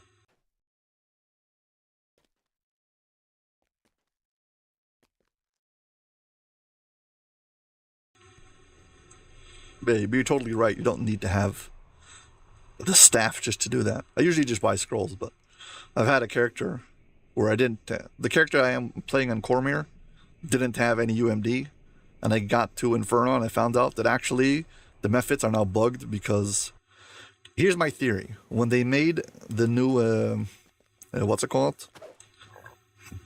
When they made the new raid, whatever it's named, so the dragon over there is supposed to attack the filigree with a breath attack, and they changed certain things about it, and now the breath attacks no longer light the torches.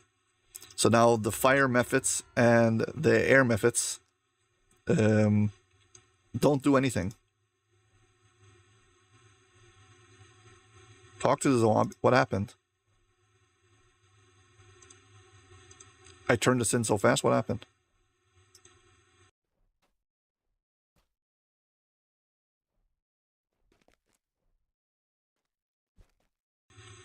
Yeah, I usually don't pull any items from Zombie's Revenge. I have pulled a few, and most of them I've been by accident. The first time I ran this with a group, I pulled, what's it called? That necklace, the Torque of Ryam II. I didn't know what it was, and I asked if anybody wants it. Somebody, of course, said yes, and I gave it to him, and I haven't seen it since. This particular character happens to have the Torque, but I bought it with runes. Fair and square. It's someplace on here. Yeah. So how about we change gears, and rather than running a raid, I mean, there's actually a few more raids I can run. What time is it? It is getting close to time for me quitting. This character is 18 monk, 1 rogue, and 1 wizard. The wizard allowed me to have a skeletal knight, so I could solo Temple of Deathworm. I just needed a pet. That's why it could have been 1 RD. I got talked into doing 1 wizard because it gave me an extra spell. I should have taken RD because healing a undead skeleton as a monk is basically impossible until you realize that in the Hall of Heroes you can buy yourself a bunch of harm spells that I've been using to heal the thing. Whatever. The video is like 2.5 hours long. If you want to watch me try to successfully solo Temple of Deathworm, you'll see all the pain I went through. So yeah, but basically 18 rank monk is for the speed, 1 rogue, but okay, let's see. I could probably, if I move around my epic destinies and stuff, I can make this character go zoom, zoom, zoom. So let's do that.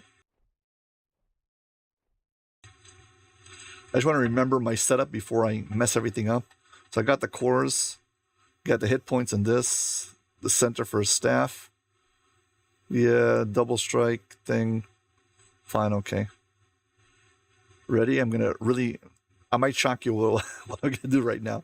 Reset this tree, go for Draconic. Yes, I like using the Fury Mantle because I like passive healing. I'm just too lazy to have to keep on healing myself. It's not the best for DPS or anything. It's just relaxed, what's it called? Playstyle. I don't like having to heal myself all the time. Draconic, here we go.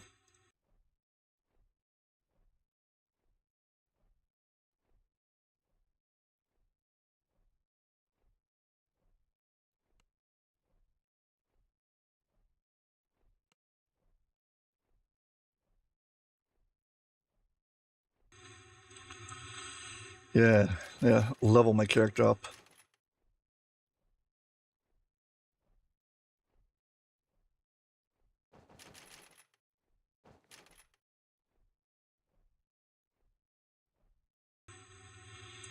Monk Mantle is very good. It gives you 15% base speed bonus, so we're gonna do that also in just a moment.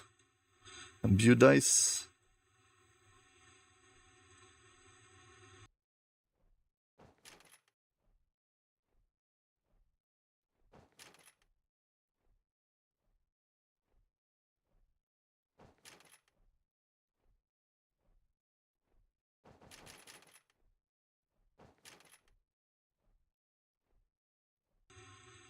Yeah, what I'm doing now makes no sense, but you'll see in a second why I'm doing it.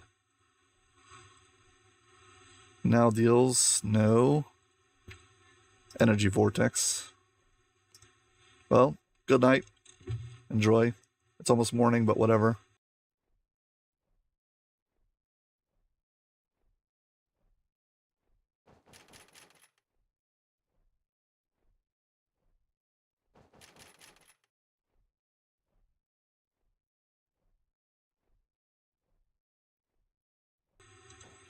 Yeah, sounds like it should be good. Dragon Forum, I don't care about this. Ruin, Greater Ruin.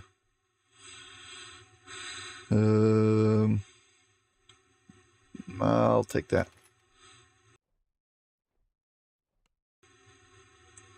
And I should have enough points here to get my... swap this thing to... where is he? Grandmaster of Flowers, because I need the mantle. For the extra speed.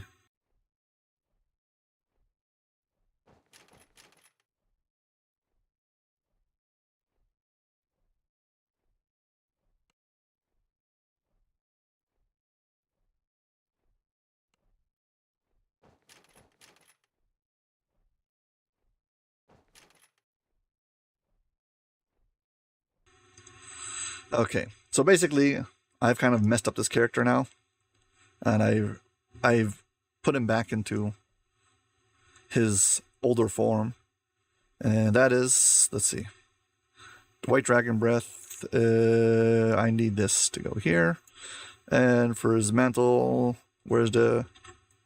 This is another attack. Well, I need to shove this thing over here someplace. I'm not sure where, and I have way too many things on my shortcut bar. No room for anything. Okay, put it there. Turn this mantle on. Spread your wings. This is every 15 seconds. This is every 3 seconds. Another 20 seconds.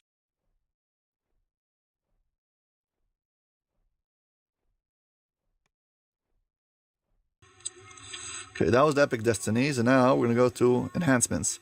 Basically, I want my character to go absolutely bonkers fast. Like, as fast as possible, okay? So here, let's check out the speed of this character right now. Ready? Right now, my character is not standing on a mount. He's standing on the floor. And his movement speed is 200%. Now, I want you to sink that, let that sink in. Okay? Just 200%, nothing special. Now let's go to Evening Star. Check this out.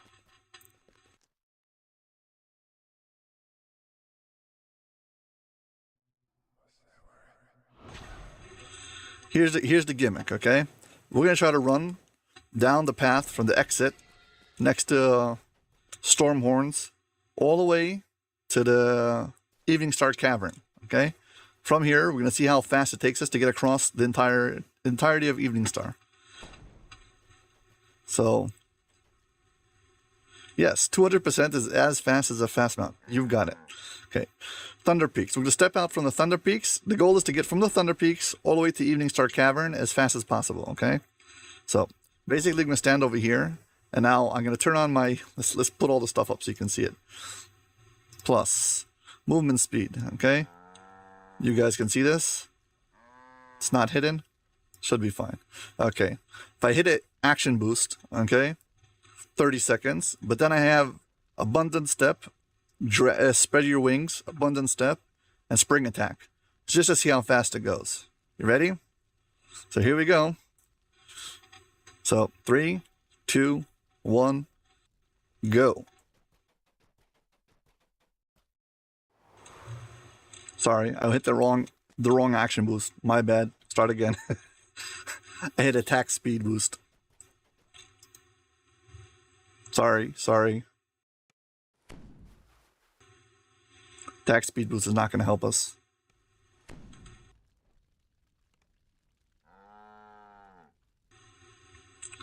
Be off cooldown any second. Then we'll go. No, it's 3 seconds. But I can't press it twice in a row because I have to wait for the cooldown. But meanwhile, between that, I can press a different thing. So That's why I have it in, I have it so I can press one after the other. So I press 1, 2, 3, 4. I don't have to like press 1, 2, 1, 3. You see what I'm saying? It's easier to do when you do a combo. So here we go again. So hopefully I pressed the right speed boost. So 3, 2, 1, go.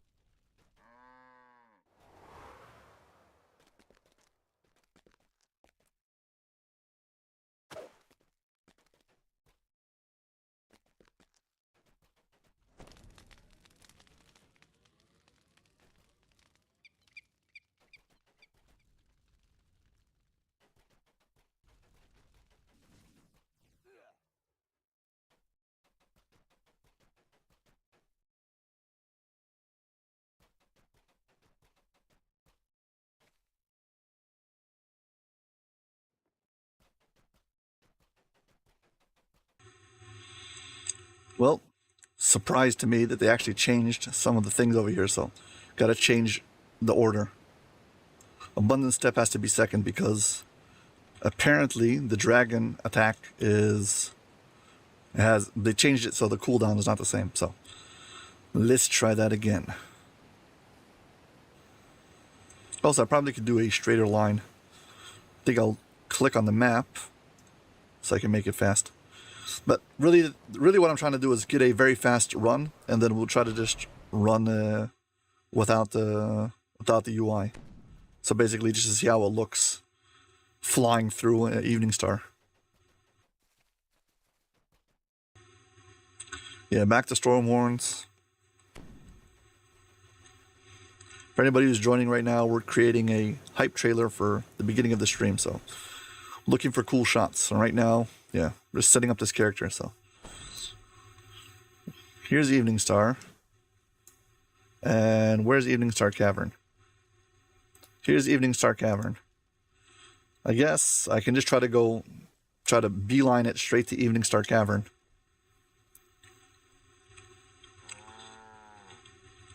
Well, beelining it to Evening Star Cavern kind of makes you fall off the bridge. So how about we do it from Stormhorns instead? Let's try to set a baseline from Stormhorns to Evening Star Caverns. So I'm stepping out and I'm not moving. So I have a fixed location, and Evening Star Caverns is where we're trying to go. So yeah. So basically, I know what my speed is. I can get up to 230 speed. So that's plenty fast. Oh right, I just remembered. What am I doing?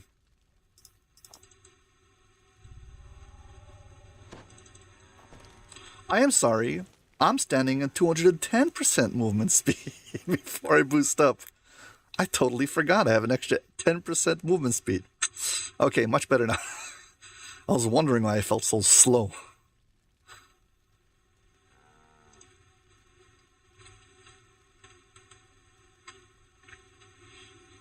Okay, here we go.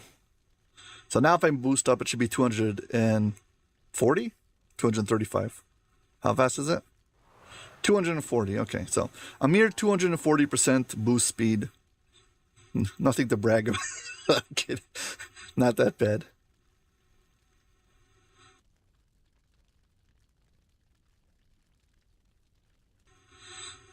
Hello. Yeah, Monk is definitely one of those overpowered when it comes to speed. And once you play a lot of Monk, you like everything else feels sluggishly slow. So unfortunately, you are right. Fine. So let's try to do this. I want to see if I can boost my way from here. I stepped out of the Stormhorns, haven't moved. Try to see from here until I get to the Evening Star Cavern. Try to set a baseline to how long it goes. So I'm going to hide the UI and we'll go.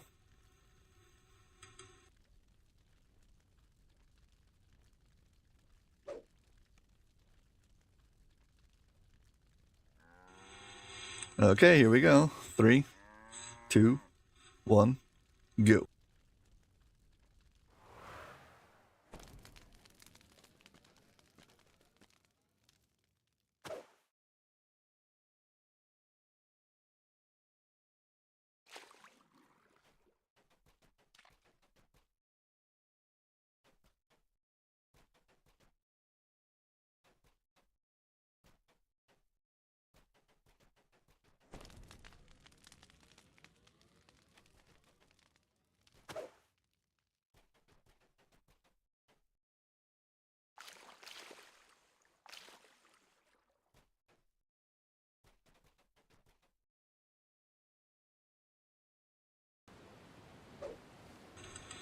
Yeah, I'm not sure how fast I was, but it was pretty fast.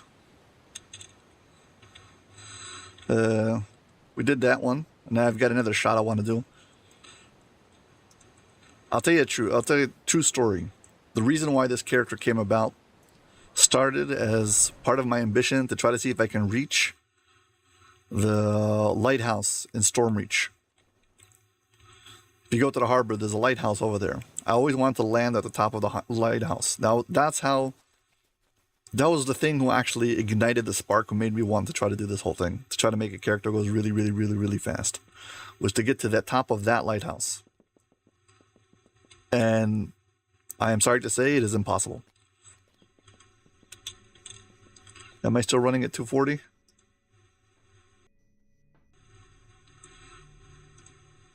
Yeah, 210. So I've got bad news for you. I have confirmed that it is impossible to get there, because basically I've hit high enough, but you just clip through the ceiling, so you can't actually land on top.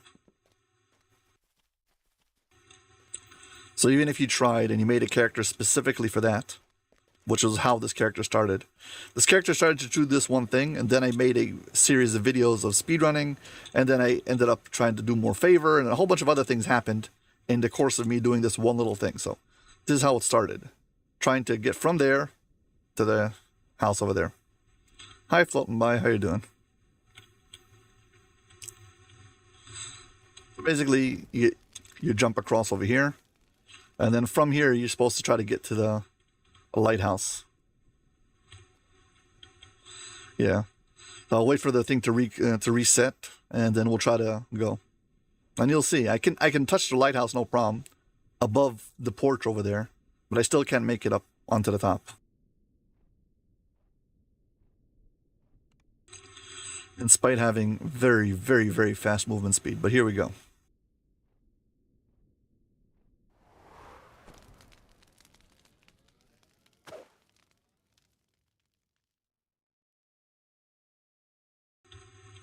See, you just hit the thing. There's an invisible barrier, so it does not work.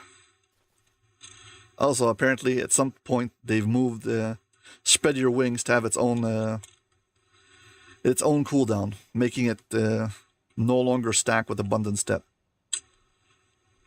RIP.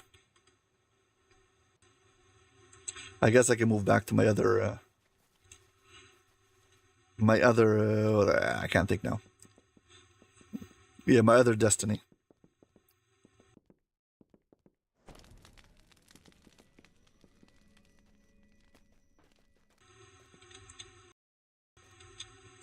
It does still have its unique look to it, but it doesn't have its own cooldown, so technically speaking, I could probably have like those wings, and then I could have the angel wings, just to have like the cool look, but it doesn't really stack, sadly.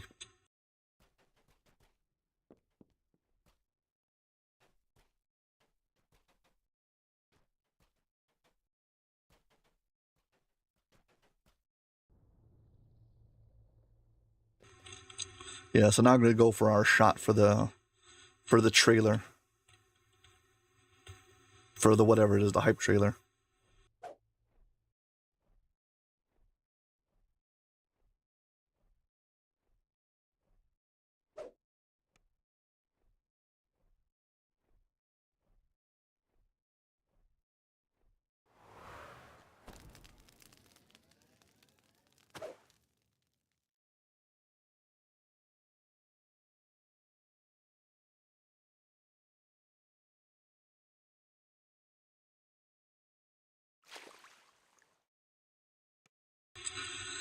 Yeah, so close yet so far. I really wish they would make it so you could actually get up there. Would be nice.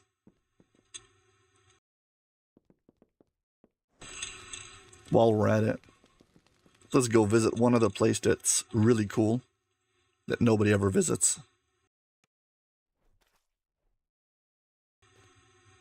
The upper aqueduct in the harbor, I haven't been able to do. I have been able to get up to the upper aqueduct in House Teresco, which is where I was going right now. So for those of you who don't know, there's House Teresco, there's 2 aqueducts. One of them is relatively easy to get to, and one of them is way more tricky.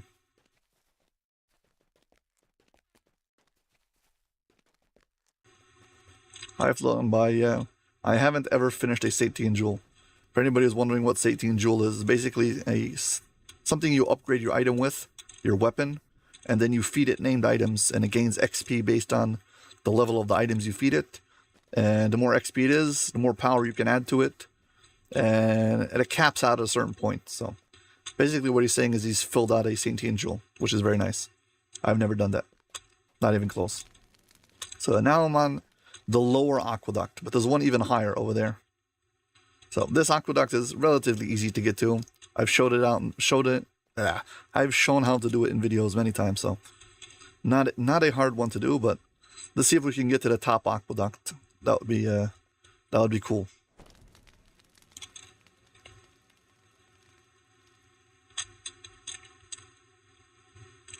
Yeah, the way you get to the top aqueduct is around from here.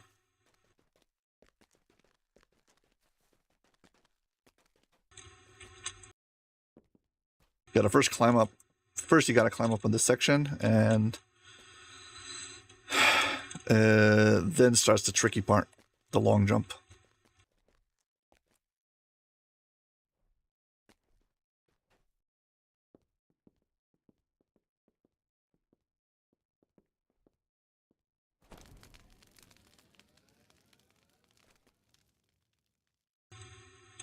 You gotta get onto the spike over there, if I'm not mistaken.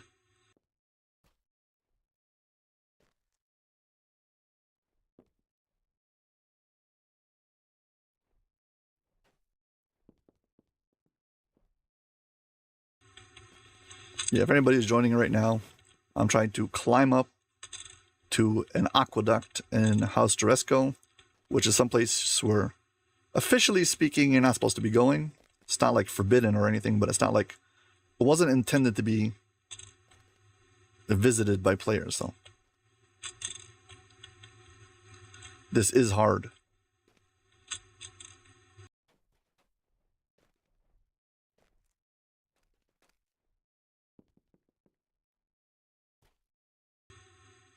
Man, I'm over jumping it a lot.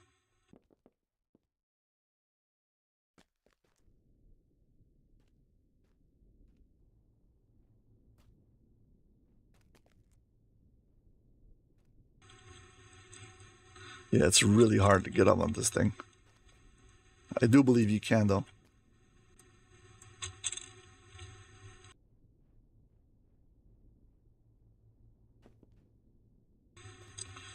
There's a few I know of. I know the one, yeah, Jabberwocky, the Out of Bounds in Feywild, I discovered was right after it came out. But that one I think was, that one I believe is working as intended. That means the devs never had time finishing it, so they kind of blocked it off. But they left it there so you can come visit it, because it was like, they already like made the layout and they left it there on purpose. Gatekeeper's Grove I've never been, and Sharn I've never been. Well, Sharn I've jumped off the roofs, yeah, I've done been there. Yeah, in Feywild you can do it from the waterfall from the top, or from the official entrance next to Needle and the Face Stack, or whatever it's called. The one with all the mimics on the tree. That quest, whatever it's called. Almost made it. Rats.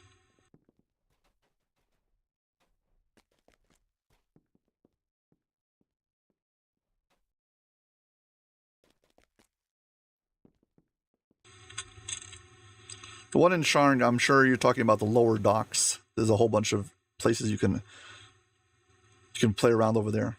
There's a very small one in House Kanika that you can go out of bounds. Oh no, I just fell off.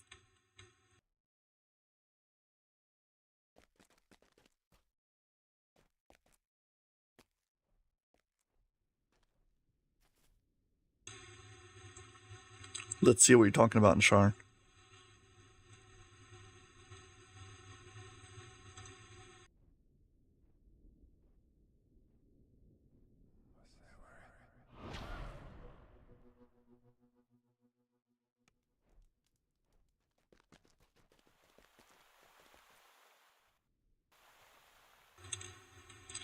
Over here, there's a lot of places where you can climb. I've never gotten too high. There's a certain place where you get to like a window and you get stuck. You can't get higher than that.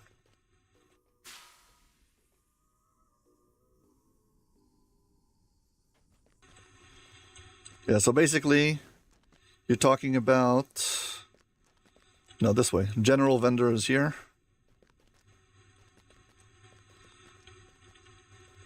You mean go around the fence over here?